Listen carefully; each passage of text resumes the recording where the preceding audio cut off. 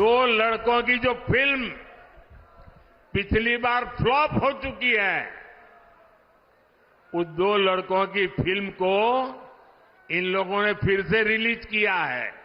कांग्रेस के घोषणा पत्र में पूरी तरह मुस्लिम लीग की छाप है। ऐसी कांग्रेस 21वीं सदी में भारत को आगे नहीं बढ़ा सकती। इन्फोर्समेंट डायरेक्टरेट कहा जाता था, वो आज एक्सटॉर्शन डायरेक्टरेट बन गया है। बीजेपी दुनिया की सबसे बड़ी वॉशिंग मशीन चला रही है और देश के सबसे भ्रष्ट मंत्री, सबसे भ्रष्ट नेता नरेंद्र मोदी जी के साथ खड़े हैं।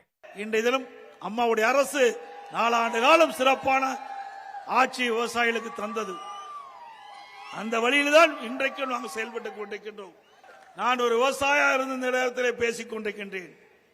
ஒரு விவசாயியுடைய நிலம் தன் கண் எதிரே பறிபோகின்ற பொழுது அந்த விவசாயி எப்படி துன்பப்படுவார் என்பதை அனுபவ ரீதியாக நான் பார்த்திருக்கின்றேன். ஆகவே விவசாயிகளை காக்கக்கூடிய ஒரே கட்சி அதிமுக கட்சி என்பதை ஆணித்தரமாக இந்த நேரத்தில் தெரிவிக்கின்றேன். இந்தியாவுக்கு எப்படி மோடி இருண்ட ஆட்சியை தந்துட்டு இருக்காரோ அந்த மாதிரி இருண்ட ஆட்சியை தந்தவர் பழனிசாமி. கட்சியை மொத்தமா லீஸுக்கு விட்டுட்டு மோடியோட பேட்டியமா இருக்காரு. அதனாலதான் தமிழ்நாட்டு மக்கள் அவரை நம்ப தயாராக இல்லை. அடுத்தடுத்து தோல்வியை பரிசாக கொடுத்து பழனிசாமியை புறக்கணிக்கிறாங்க. நாடாளுமன்றத்திற்கு தேர்தல் நடக்குது என்பதை மறந்துட்டு சட்டமன்ற தேர்தலுக்கு பேசுற மாதிரி பேசுறார் பழனிசாமி. மோடியை பத்தி பேசுறதை தவிர்க்க, மோடி மேல தனக்கு இருக்கிற பயத்தை மறைக்க, இன்னும் 24 அமாவாசை தான் இருக்கு பாருங்கன்னு ஏதோ உளறிட்டு இருக்காரு. தினமும் காலையில் எழுந்ததும் இன்னும் சட்டமன்ற தேர்தலுக்கு எத்தனை அமாவாசை இருக்குன்னு கணக்கு போட்டுக்கிட்டு இருக்கும். அரசியல் அமாவாசை தான் பழனிசாமி. தன்னை சுத்தி இருந்த அத்தனை பேரையும் முதலிலே குத்தின அரசியல் அமாவாசை பழனிசாமி அவர்களை. சட்டமன்ற தேர்தல் வரட்டும், அதிமுக இருக்கக்கூடிய தொகுதிகளையும் சேர்த்து திமுக பறிக்கும், இது உறுதி. இது ஆணவத்தில் சொல்லல, அகங்காரத்தில் சொல்லல, திமிரில் சொல்லல. தமிழ்நாட்டு மக்களுக்கு நாங்க செய்ய போற நன்மைகள் மேல நாங்க வச்சிருக்கக்கூடிய நம்பிக்கையின் அடிப்படையிலே சொல்றேன்.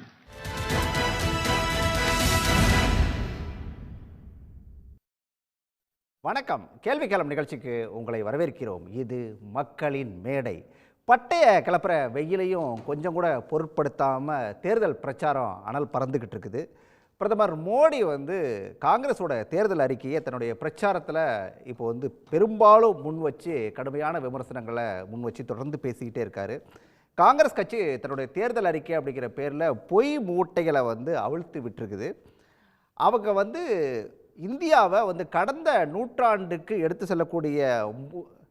செல்லக்கூடிய முயற்சியாக தான் இந்த தேர்தல் அறிக்கை அப்படிங்கிறது இருக்குது. அப்படிங்கிறது தான் மோடி தொடர்ந்து முன்வைக்கக்கூடிய விமர்சனமாக இருக்குது. இதுக்கெல்லாம் பதிலடி கொடுக்குற மாதிரி ராகுல் காந்தி ஒரு விஷயத்தை குறிப்பிட்டிருக்காரு. ஒவ்வொரு இந்தியர்களுடைய குரலாக தான் காங்கிரஸ் கட்சியோட தேர்தல் அறிக்கை அப்படிங்கிறது பிரதிபலிக்குது. அது மட்டும் இல்லை, காங்கிரஸோட தேர்தல் அறிக்கை அப்படிங்கிறது ஒரு புரட்சிகரமான தேர்தல் அறிக்கை அப்படிங்கிறது ராகுல் காந்தியோட கருத்து. இன்னொரு விஷயத்தையும் கூட ராகுல் காந்தி குறிப்பிட்டார். மக்கள்கிட்ட கருத்துக்களை கேட்டு அவங்களோட கருத்துக்களுடைய அடிப்படையில் தான் நாங்கள் இந்த தேர்தல் அறிக்கையை தயாரிச்சிருக்கிறோம் அப்படிங்கிறது ராகுல் காந்தியோட கருத்தாக இருக்குது. தமிழ்நாட்டை பொறுத்த வரைக்கும் முதலமைச்சர் மு.க. ஸ்டாலின் போகிற இடங்கள்லாம் பாஜகவை கடுமையாக விமர்சனம் செஞ்சிட்டு இருக்காரு. அது மட்டும் இல்லாமல் சமீபமாக அதிமுக மேலே குறிப்பாக எடப்பாடி பழனிசாமி மீதான விமர்சனம் அப்படிங்கிறதும் தொடர்ந்து கடுமையாக அது ஒரு பக்கம் போயிட்டு இருக்குது. எடப்பாடி பழனிசாமியும் இதுக்கெல்லாம் பதிலடி கொடுக்குற மாதிரி அவர் ஒரு பக்கம் பேசிட்டு தான் இருக்கார். காங்கிரஸோட அறிக்கையால் பாஜகவுடைய ரியாக்ஷன் என்ன, தமிழ்நாட்டில் இருக்கக்கூடிய ரியாக்ஷன் என்ன அப்படிங்கிறத பற்றியெல்லாம் தான் இன்றைய கேள்விக்கான நிகழ்ச்சியில் விரிவாக பேசியிருக்கோம். விவாதத்தில் பங்கேற்க திராவிட முன்னேற்ற கழகத்திலிருந்து வழக்கறிஞர் சரவணன், பத்திரிகையாளர் CS கோட்டீஸ்வரன், விமர்சகர் ரவி குழந்தைவேலு, பாரதிய ஜனதா கட்சியிலிருந்து அர்ஜுனமூர்த்தி, அதே போல் விடுதலை சிறுத்தைகள் கட்சியிலிருந்து விழுப்புரம் தொகுதியுடைய வேட்பாளர் ரவிக்குமார். அனைவருக்கும் வணக்கம். நான் ரவிக்குமார் சாட்டு நிகழ்ச்சியை தொடங்கலாம் அப்படின்னு நினைக்கிறேன். பிரச்சாரம் எப்படி சார் போயிட்டுருக்கு? பிரச்சாரத்துக்கு இடையில நேரம் ஒதுக்கிறதுக்கு நன்றி. பிரச்சாரம் எப்படி போயிட்டுருக்கு? மிக சிறப்பாக இருக்குது. மக்களுடைய வரவேற்பு மிக அற்புதமாக இருக்குது. எங்கே போனாலும் திராவிட முன்னேற்ற கழகத்துடைய அந்த நல்லாட்சியினுடைய பலன்களை மக்கள் நன்றாக உணர்ந்து அதற்கு நன்றி தெரிவிக்கும் விதமாக இந்த தேர்தலில் வாக்களிக்க தீர்மானிச்சிருக்காங்கங்கிறதும், மோடி அரசை தூக்கி எறிஞ்சால் தான் தமிழ்நாட்டுக்கு நல்லது கிடைக்கும் என்பதை மக்கள் புரிஞ்சிட்டு இருக்காங்கங்கிறதும் நல்லா தெரியுது. ரொம்ப கிரவுண்ட் லெவலில் குறிப்பாக கிராமப்புற மக்கள், பெண்கள், அவங்கக்கிட்ட இந்த ஒரு தெளிவான ஒரு நிலைப்பாட்டை எங்களால் பார்க்க முடியுது. ரவிக்குமார் சார், இந்த காங்கிரஸ் கட்சியோட தேர்தல் அறிக்கை, அதாவது இந்தியா கூட்டணியோட தேர்தல் அறிக்கையை பற்றி தான் பிரதமர் மோடி போகிற இடங்கள்லாம் குறிப்பிட்டு பேசிகிட்டு இருக்காரு. பொய் மூட்டைகளை காங்கிரஸ் அவிழ்த்து விடுது அப்படிங்கிறது தான் பிரதமர் வைக்கக்கூடிய மிக முக்கியமான குற்றச்சாட்டாக இருக்குது.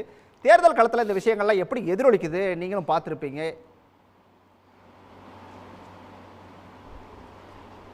நம்முடைய பிரதமர் அவருடைய பேச்சை ஏதாவது டாக்குமெண்ட்டை படிச்சுட்டாரா என்னன்னு தெரியல. காங்கிரஸ் தேர்தல் அறிக்கையை படிக்கிறதுக்கு பதிலாக அவர் பேசின பேச்சுகளுடைய தொகுப்பை எதையாவது படிச்சுட்டு பொய் மூட்டைன்னு சொல்கிறாரோன்னு சந்தேகமாக இருக்குது. ஏன்னா காங்கிரஸுடைய தேர்தல் அறிக்கை இன்றைக்கு கூட்டாட்சி தத்துவத்தை காங்கிரஸ் எந்த அளவுக்கு மதிக்கிறது, ஏற்றுக்கொண்டிருக்கிறது, தன்னுடைய நிலைப்பாடுகளை மாற்றி கொண்டிருக்கிறது என்பதற்கு அடையாளமாகவோ, சமூக நீதி கொள்கைகளை எந்த அளவுக்கு உள்வாங்கி இருக்கிறது, அதில் அவர்கள் என்ன மாதிரியான நிலைப்பாட்டை எடுத்திருக்கிறார்கள், என்ன மாதிரியான மாற்றங்கள் வந்திருக்கின்றன என்பதை சொல்வது விதமாகவும், ஏழை எளிய மக்கள், பிற்படுத்தப்பட்ட பட்டியல் சமூக மக்கள், பழங்குடி மக்கள், சிறுபான்மை மக்கள், இவர்களுக்குடைய வாழ்க்கையை இன்றைக்கி பாதுகாக்க வேண்டியது, அவங்களுக்கு முன்னேற்றத்தை ஏற்படுத்த வேண்டியது, அதற்கு என்னென்ன செய்யணும் இதை சொல்வது விதமாக இருக்குது. அது மட்டுமல்ல, அவங்க அந்த தொகையை நாங்கள் கொடுக்குறோம் அப்படின்னா 1 லட்சம் மாத இது ஆண்டுக்கு கொடுப்போம் அப்படின்னு சொன்னால் அதை எங்கே கொண்டு போய் இன்வெஸ்ட் பண்ணாங்க, அது எந்த அளவுக்கு ஒரு பொருளாதாரத்தை இன்றைக்கி புத்துயிரூட்டும் என்பதை பொருளாதார நிபுணர்கள் அறிவார்கள். எனவே அந்த அறிக்கைங்கிறது ஒட்டுமொத்த இந்தியாவினுடைய வளர்ச்சிக்கான அறிக்கை, இந்தியாவில் இருக்கிற பெரும்பான்மை மக்களுடைய வாழ்வாதாரத்தை மேம்படுத்துகிற ஒரு அறிக்கை. அது மட்டுமல்ல, இன்றைக்கு கடந்த 10 ஆண்டுகளாக பாரதிய ஜனதா கட்சியால் கொஞ்சம் கொஞ்சமாக படுகொலை செய்யப்பட்டு வருகின்ற இந்திய ஜனநாயகத்தை மீட்டுருவாக்கம் செய்யக்கூடிய ஒரு அறிக்கையாக அது இருக்கிறது. அந்த 1 லட்சத்தை பத்தி குறிப்பிட்டீங்க இல்லையா, களத்துல அது எந்த அளவுக்கு எதிரொலிக்குது? இந்த ஆண்டுக்கு ஏழை குடும்பங்களுக்கு 1 லட்சம் அப்படிங்கிற அந்த தேர்தல் அறிக்கை வாக்குறுதி அப்படிங்கிறது எந்த அளவுக்கு அங்க எடுபடுது, எந்த அளவுக்கு எதிரொலிக்குது? அது மிகப்பெரிய அளவில் வரவேற்பு பெறுது. ஏன்னா இன்றைக்கி திராவிட முன்னேற்றக் கழக அரசு, நம்முடைய மாண்புமிகு முதலமைச்சர் மக்களுக்கு, மகளிருக்கு கலைஞர் மகளிர் உரிமை தொகை என்கிற பெயரில் மாதம் 1000 ரூபாய் கொடுக்குற திட்டத்தை செயல்படுத்துகிறாங்க. அது ஏறத்தாழ 1,15,00,000 பெண்கள் இன்றைக்கு அதை பெறுகிறார்கள். அப்படி பெறுகிற பெண்கள், நாங்கள் போய் கிராமப்புறத்தில் இப்போ வாக்கு சேகரிக்கும் போது அந்த திட்டத்தை பற்றி சொன்னால் அவங்க அவ்வளவு பூரிப்போடு அவர்கள் அந்த திட்டத்தை வரவேற்கிறார்கள் என்பதை அவங்க கை உயர்த்தி கைதட்டி ஆரவாரம் செய்வதில் நம்ம பார்க்க முடியுது. இது மாதம் 1000 ரூபாய் கொடுக்கும்போதே இந்த அளவுக்கு அவர்கள் வரவேற்கிறார்கள் என்று சொன்னால், ஆண்டுக்கு 1 லட்சம் ரூபாய் கொடுக்குற ஒரு திட்டத்தை வரவேற்காமல் அவங்க எப்படி இருக்க முடியும்? எனவே இது ஏன்னா இன்றைக்கி கிராமப்புற பொருளாதாரங்கிறது குறிப்பாக கொரோனா பெருந்தொற்றுக்கு பிறகு பாரதிய ஜனதா கட்சியால் சுத்தமாக கைவிடப்பட்டிருக்கிறது.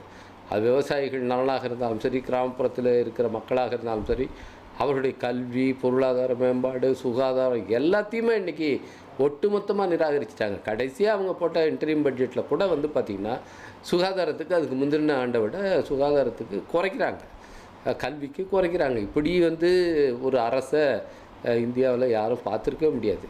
கல்விக்கும் சுகாதாரத்துக்கும் நிதியை ஆண்டுதோறும் குறைத்து கொண்டு போகிற ஒரு அரசை இந்தியாவில் இதுக்கு முன்னே நம்ம பார்த்ததே இல்லை. அப்படி ஒரு மோசமான அரசு, ஒரு ஆட்சியை கொடுத்த பாரதிய ஜனதா கட்சி, அவங்க இன்றைக்கி ஏற்படுத்திய சேதத்தை எல்லாம் சரி செய்யும் விதமாக இந்த தேர்தல் அறிக்கை காங்கிரஸால் வெளியிடப்பட்டிருக்கிறது. அதுக்கு ஒரு நல்ல வரவேற்பு இன்றைக்கு இருக்கிறது. பாஜகவுடைய எதிர்ப்பு வாக்குகளை திமுக கூட்டணி அறுவடை செய்யுது அப்படிங்கிறது கடந்த கால வரலாறு. ஆனால் இந்த முறை அதிமுக கூட்டணியிலேருந்து, பாஜக கூட்டணியிலேருந்து விலகி நின்று அவங்களும் தனியாக களத்தில் இருக்கிறதுனால இந்த பாஜக எதிர்ப்பு வாக்குகளை அறுவடை செய்கிறது அப்படிங்கிறது அது 2ஆக பிரியறதுக்கான வாய்ப்புகள் இருக்கா? அது ஏதாவது சவாலாக மாறுமா களத்தில்? அதிமுகவும் பாஜகவும் தனித்தனியாக நிற்பதாக சொன்னாலும் அவங்க வந்து ஒரே கூட்டணி தான் என்பது மக்களுக்கு நல்லா தெரியுது. உதாரணத்துக்கு கடந்த 4 மாதங்களுக்கு முன்பே அவங்க பாஜகவுடைய உறவை முறித்து கொண்டதாக அதிமுக சொன்னாங்க. அதற்கு பிறகு 2 நாடாளுமன்ற கூட்டத்தொடர் நடைபெற்றது. ஒரு கூட்டத்தொடர் போது தான் அந்த செக்யூரிட்டி பிரீச் அதில் நாடாளுமன்ற கட்டடத்துக்குள்ளார 2 பேர் குதித்து 150 பேருக்கு மேல் வந்து சஸ்பெண்ட் செய்யப்பட்ட ஒரு பெரிய கலவரம் நடந்தது. அந்த நேரத்தில் வந்து இவங்க அதிமுகவுடைய உறுப்பினர்கள் அதை ஏதாவது கண்டிச்சாங்களா? 150 பேர் வந்து சஸ்பெண்ட் பண்ணப்பட்ட அந்த நிகழ்ச்சியோ அல்லது பாதுகாப்பு குறைபாடுகள் ஏற்பட்டது பற்றிய அந்த நிகழ்ச்சியோ ஏதாவது கொஞ்சமாவது கண்டிச்சாங்களான்னா அதை பற்றி கண்டிக்கவே இல்லை. அடுத்தது இன்டரிம் பட்ஜெட் அந்த கூட்டத்தொடர், அதில் வந்து எல்லா முக்கியமான திட்டங்களுக்கெல்லாம் நிதி குறைப்பு செய்யப்பட்டது. அது குறிப்பாக தமிழ்நாட்டுக்கான எந்த திட்டங்களும் அதில் இல்லை. இதையெல்லாம் நாங்கள் சுட்டி காட்டினோம். அந்த சமயத்தில் மழை வெள்ள பாதிப்பு, அதுக்காக வந்து பேரிடர் நிவாரண நிதியிலிருந்து பணம் கொடுங்கன்னு கேட்டோம். அந்த சமயத்துலேயாவது ஏதாவது அதிமுக உறுப்பினர் அவங்க தான் பாஜகவை எதுக்கிறதா சொல்கிறாங்கல்ல, பாஜகவோட உறவை முறித்து கொண்டதாக சொல்கிறாங்கல்ல, அந்த சமயத்துலேயாவது ஏதாவது பேசுனாங்களா? அவங்களுக்கு மக்களவையில் தான் அவர் ஓபிஎஸ் பிரிவு சேர்ந்த அவர் இருந்தார், அதனால் அவர் பேசாமல் இருந்திருக்கலாம். மாநிலங்களவையில் இருந்தாங்கள்ல அவங்க உறுப்பினர்கள், யூபிஎஸ் பிரிவு உறுப்பினர்கள் இருந்தாங்கள்ல, அப்போ பேச வேண்டியதானே. அப்போது இது தெளிவாக தெரிகிறது, இவங்க வந்து இவங்களே பேசி வச்சுக்கிட்டு 2 அணியாக நிற்கிறாங்க. ஏன்னா எப்படியாவது திமுகவுக்கு போகிற சிறுபான்மையினர் வாக்குகளை, பட்டியல் சமூகத்தினர் வாக்குகளை பிரிக்க முடியுமா அப்படின்னு பார்க்குறாங்க.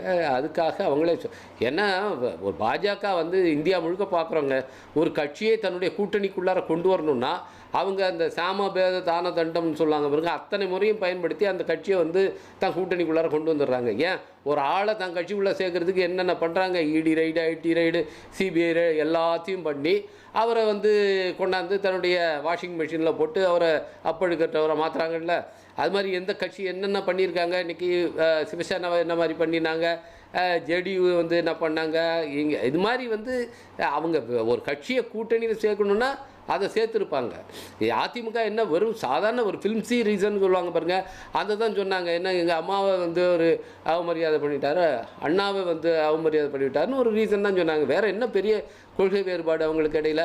அந்த ரீசனை சரி பண்ணுறதுக்கு பிரதமர் மோடி வர வேண்டியதில்லை அல்லது அமித்ஷா வர வேண்டியதில்லை. ஏதோ ஒரு சீனியர் மினிஸ்டர் அனுப்புனாவே அந்த பிரச்சனையை ஸ்டாக் அவுட் பண்ணியிருக்கலாம். திரு அண்ணாமலை அவர்கள் கண்டிக்க கூட இல்லையே. அதிலிருந்து என்ன தெரியுது, அதிமுகவை தனியாக நிற்க அவர்கள் அனுமதித்திருக்கிறார்கள். அதிமுக வந்து ஏதோ உறவு முறித்து கொண்டது, அது வேறு அணியாக இருக்கிறது என்பது ஒரு மாயையான ஒரு தோற்றம் தானே தவிர உண்மை கிடையாது. எனவே அவங்க 2 பேரும் ஒரே அணி தான். இது வந்து தமிழ்நாட்டு மக்கள் நன்றாக தெரிந்து கொண்டிருக்கிறார்கள். எனவே அதிமுகவுடைய இந்த மாய்மால பேச்சை இதெல்லாம் யாரும் நம்ப தயாராக இல்லை. இவங்க வந்து இன்றைக்கி தமிழ்நாட்டுக்கு 5 ஆண்டுகளாக நடந்த எவ்வளவு கேடுகள், அதுக்கு எல்லாமே அதிமுக உறுதுணையாக இருந்ததா? இன்றைக்கி குடியுரிமை திருத்தச் சட்டத்துக்கு யார் ஆதரவு கொடுத்தா? இவங்க ஆதரவு கொடுக்கலன்னா அது எப்படி அந்த சட்டம் நிறைவேறிருக்கும்? சாதாரண மக்களுக்கு கூட தெரியுமே. அப்படி இருக்கும்போது ஏன் தன்னை விவசாயி என்று இப்போ நீங்கள் போட்ட இதில் தன்னை தான் ஒரு பெரிய விவசாயின்னு சொல்லி நம்முடைய முன்னாள் முதலமைச்சர் எடப்பாடி பழனிசாமி அவர்கள் சொல்கிறார். அவர் அப்படி உண்மையிலேயே அவருக்கு விவசாயம் இருந்தால் விவசாயியோட கஷ்டம் தெரியும்னு சொல்கிறாரு. இப்படி அந்த வேளாண் விரோத சட்டத்துக்கு எப்படி ஆதரவு கொடுத்தாங்க? 1.5 வருஷம் அந்த விவசாயிகள் போராடினாங்களே, 700 பேர்கிட்ட உயிர் துறந்தார்களே. அது போராடினவங்கள மேலே வந்து காரை ஏற்றி கொண்டாங்களே. அவருடைய மகன், அவருடைய தந்தை வந்து இன்னும் தொடர்ந்து அமைச்சர் பதவியில் நீடித்தார். ஏதாவது ஒரே ஒரு கண்டன குரல் அவங்ககிட்ட வந்ததா? அப்புறம் விவசாயின்னா யார்? விவசாயிக்கு துரோகம் பண்ணுறவங்களுக்கு பேர் விவசாயியா? இதுவெல்லாம் வந்து என்ன ஒரு ஏமாத்து பேச்சு. இதெல்லாம் மக்கள் வேணால் இது வந்து வேறு மாநிலங்களில் வேணால் இதை யாராவது நம்பக்கூடும். தமிழ்நாட்டில் படிப்பறிவு சதவீதத்திலிருந்து அரசியல் விழிப்புணர்வுலேருந்து இங்கே அதிகம். அதனால தான் திரு மோடி அவர்களுடைய கட்டுக்கதைகளோ அவருடைய பரப்புரைகளோ இங்கே எடுபட மாட்டேங்குது. ஏன்னா அதே மாதிரி பாஜகவினருடைய இதெல்லாம் இங்கே எடுபட மாட்டேங்குது. என்னெல்லாம் பார்த்தாங்களே அவங்கள வந்து பொய்களை வந்து பொய் மூட்டைன்னு சொல்கிறாங்களா? இன்றைக்கி என்ன கொரோனா காலத்தில் அப்பளம் சொன்னால் கொரோனா போய்டும்னு அவங்க அமைச்சர்களே எத்தனை பேர் விளம்பரப்படுத்தினாங்க. அவங்க கட்சிக்காரர் வந்து சாணியை பூச்சிட்டா கொரோனா போய்டும்னு சொன்னார். அவரே கொரோனாவில் பாதிக்கப்பட்டார். இதுக்கு வேறு நம்முடைய பிரதமர் என்ன பண்ணார், இதுக்கெல்லாம் உச்சகட்டமாக தட்டெடுத்து அடிங்க எல்லாரும் விளக்கு ஏற்றுங்க, அதில் கொரோனா வந்து போய்டும்னு சொன்னாங்க. தமிழ்நாட்டில் யாராவது செஞ்சாங்களாங்க? யாரும் ஏன் செய்யலை? மற்ற எல்லா மாநிலத்திலையும் செஞ்சதை பார்த்தோம். நம்ம தமிழ்நாட்டில் வந்து இதுக்கு ஏதாவது ஒரு கிராமத்தில் போய் கூட இதை சொன்னால் சிரிப்பாங்க. அந்த அளவுக்கு இங்கே விழிப்புணர்வு, ஒரு 100 ஆண்டு கால வரலாறு இருக்குது நமக்கு, ஒரு பகுத்தறிவு இயக்க வரலாறு. இந்த மாதிரியான ஒரு இயக்கம் ஒரு கட்சியாக இருந்து அந்த கட்சியிலிருந்து உருவான ஒரு கட்சி வந்து இந்த நாட்டை இப்போ மாநிலத்தை பெரும்பாலான ஆண்டுகள் ஆண்ட வரலாறு வேறு எந்த மாநிலத்துக்கும் கிடையாது. அதனால தான் பாஜகவுடைய அரசியல் இங்கே எடுபட மாட்டேங்குது. அந்த புழுகு மூட்டை இங்கே வந்து செல்லுபடியாக மாட்டேங்குங்கிறது. இப்போ வந்து அவங்க வந்து கடைபிடித்த கொள்வார் இல்லை என்ற கதையை தான் அவங்களுடைய கதை இருக்குது. இவங்க எல்லாம் சேர்ந்து வர்றாங்க. மக்கள் நல்லா தெளிவாக இருக்கிறார்கள். 39 இடங்களிலும் திராவிட முன்னேற்ற கழக கூட்டணி ஒரு மகத்தான வெற்றியை இந்த தேர்தலில் பெறும். அதில் எந்த சந்தேகமும் ரவிக்குமார் சார், உங்களுடைய பரபரப்பான பிரச்சாரத்துக்கு நடுவில் நேரம் ஒதுக்கியமைக்கு நன்றி. நான் இதுக்கு வந்து அர்ஜுனமூர்த்தி கிட்ட தான் பதிலாக கேட்கணும் அப்படின்னு நினைக்கிறேன். அர்ஜுனமூர்த்தி சார், பிரதமரை பொறுத்த வரைக்கும் காங்கிரஸுடைய தேர்தல் அறிக்கை அப்படிங்கிறதே வந்து ஒரு பொய் மூட்டை அப்படின்னு சொன்னார். அதுக்கெல்லாம் பதிலடி கொடுக்குற மாதிரி வேட்பாளர், அதாவது விடுதலை சிறுத்தைகள் கட்சியோட வேட்பாளர் ரவிக்குமார் சில விஷயங்களை குறிப்பிட்டார். ராகுல் காந்தியும் கூட ஒரு பதில் அதுக்கு சொல்லியிருக்காரு. இது ஒரு புரட்சிகரமான தேர்தல் அறிக்கை அப்படின்னு சொல்லிட்டு அதுக்கு பதில் சொல்லியும் இருக்காரு. காங்கிரஸோட தேர்தல் அறிக்கையை பார்த்து பாஜக பயப்பட ஆரம்பிச்சிருச்சா? இன்னும் எங்க தேர்தல் இருக்க வந்தோன்னு சொல்லுவோம் அதை பத்தி. ஏன்னா பயங்கிறது பாஜகவில் அடிப்படை உறுப்பினருக்கு கூட கிடையாது. ஏன்னா எங்களுக்கு பயமே இல்லாதனால தான் இந்த அளவுக்கு வலிமையாக தமிழ்நாட்டில் 2 திராவிட கட்சிகளுக்கு எதிராக நின்று வலிமையாக போராடிக்கிட்டு இருக்கோம். இப்போ நாங்கள் பெரும்பகுதி ஜெயிக்கக்கூடிய வாய்ப்பு கணிசமாக கூடி வர்றதை நாங்கள் ஒவ்வொரு பாராளுமன்றத்துலேயும் கண்கூடாக பார்த்துக்கிட்டு இருக்கோம். இப்போல்லாம் அது இருக்கட்டும், அவங்க ரவிக்குமார் அண்ணன் பேசுகிறது அவங்க என்ன பண்ணுவாங்க, அவங்க ஏதாச்சும் பாராட்டி சீராட்டி பேசி தானே ஆகணும். அதனால் அவர் பேசுகிறார். அவர் சொன்ன ஒரு கருத்தில் வந்து ஹெல்த்துக்கும் எஜுகேஷனுக்கும் நம்ம சரியாக ஃபண்ட் பண்ணலைன்னு சொன்னார். ஆக்சுவலாக பார்த்தீங்கன்னா 2014 3.5 lakh crore தான் ஃபண்ட் பண்ணியிருந்தாங்க. இப்போ 7 lakh some crores வந்து நம்ம வந்து ஃபண்ட் பண்ணியிருக்காங்க இது வரைக்கும் எஜுகேஷனில். அதே மாதிரி இதுலேயும் பார்த்தீங்கன்னா நீங்கள் வந்து கம்ப்ளீட்டாக வந்து எக்ஸ்போனென்ஷியலாக க்ரோத் இருக்குது. நம்மளோட ஹெல்த்தை தாண்டி எஜுகேஷனும் ஹெல்த்துமே ரொம்ப சிறப்பாகவே நம்ம பண்ணியிருக்கோம். இப்போ இதில் பார்த்தீங்கன்னா கிட்டத்தட்ட 5 lakhs crores ஃபண்ட் பண்ணியிருக்கோம். ஹெல்த்தில் வந்து ஏற்கனவே அவங்க பண்ணது 1.49 lakhs தான் பண்ணாங்க. எஜுகேஷனில் 3.54 பண்ணாங்க. இப்போ 7.57 lakhs crores பண்ணியிருக்கோம். இந்த மாதிரி வந்து நிறைய புள்ளி விவரங்கள் இருக்குது. அதெல்லாம் அவங்க ரவிக்குமார் அண்ணன் பார்த்துட்டு பேசட்டும்.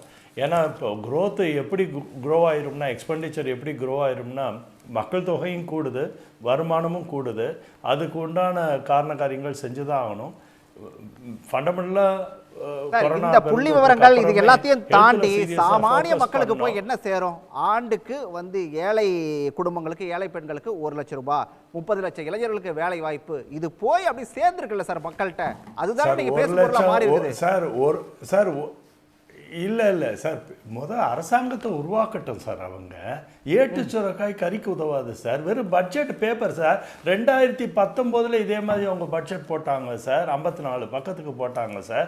அவரே சொல்கிறாரு, சிதம்பரம் அண்ணனே சொல்கிறாரு 2019 ஸ்டாண்ட்ஸ் குட்டுன்னு சொன்னார் சார். இப்போ 2024க்கு ஒரு இது நம்ம ஒரு மேனிஃபெஸ்டோ ரிலீஸ் பண்ணியிருக்காங்க சார். இப்போது அதே மாதிரி 2029க்கு ஒரு தேர்தல் அறிக்கை கொண்டாந்து கொடுப்பாங்க சார். இதெல்லாம் ஏட்டு சுரக்கா தானே சார். இது எப்படியுமே இந்த தேர்தல் அவங்களுக்கு கண்டிப்பா பயனளிக்க போறதில்லை. ஏன்னா அவங்க அரசாங்கமே அதையும் அப்படியே கடந்து போயிடலாமா? அது பேப்பர்ல இருக்குன்னு அப்படியே விட்டுறலாமா சார்? அது எப்படி சார் கடந்து போக முடியும்? எங்களோட தேர்தல் இருக்கையில நாங்க ஆல்ரெடி 400 சீட்டு ஜெயிப்போம்னு பாராளுமன்றத்திலே சொல்லியிருக்கோம். இப்ப 400 சீட்டு கண்டிப்பா. இப்ப இவங்க எதை எதுக்காங்க? பாரத பிரதமரே எதை பத்தி சொல்லியிருக்காரு? 372 சீட்டு தோக்கடிக்கிறதுக்கு தான் அவங்க முயற்சி செய்யறாங்களே ஒழிய வலிமையான மக்கள் நலன் சார்ந்து இவங்களுக்கு யோசிக்க தெரியல. நாங்கள் 372 சீட்டில் ஜெயிக்காமல் இருக்கிறதுக்கு தான் இவங்க தொடர்ந்து தேர்தல் பணிகளை செய்கிறாங்களே ஒழிய மக்கள் நலன் சார்ந்த தேர்தல் பணிக்கு இன்னும் காங்கிரஸ் வலிமைப்படுத்திக்கவே விரும்பலை. அவங்க மக்கள் சார்ந்து அவங்களுக்கு மக்களோட மனத்தை பெறக்கூடிய சக்தியை இழந்துட்டாங்க அப்படிங்கிற மாதிரி தானே நேற்று பேசியிருக்காரு அவர். அப்போ நீங்கள் அதுலேருந்து பாருங்கள், ஒரு விஷயம் தெளிவாக சொல்லிடுறாங்க. அவங்க என்ன வேணாலும் தேர்தல் அறிக்கை அவங்க வந்து அனௌன்ஸ் பண்ணட்டுங்க, அதில் என்ன வேணால் புள்ளி விவரங்களை கொடுக்கட்டுங்க. 1 லட்சம் கொடுக்க போகிறேன்னு சொல்கிறாங்களே, இந்த 1 லட்சம் கொடுக்கறதுக்கு அவங்க அரசாங்கம் வரணும்ல.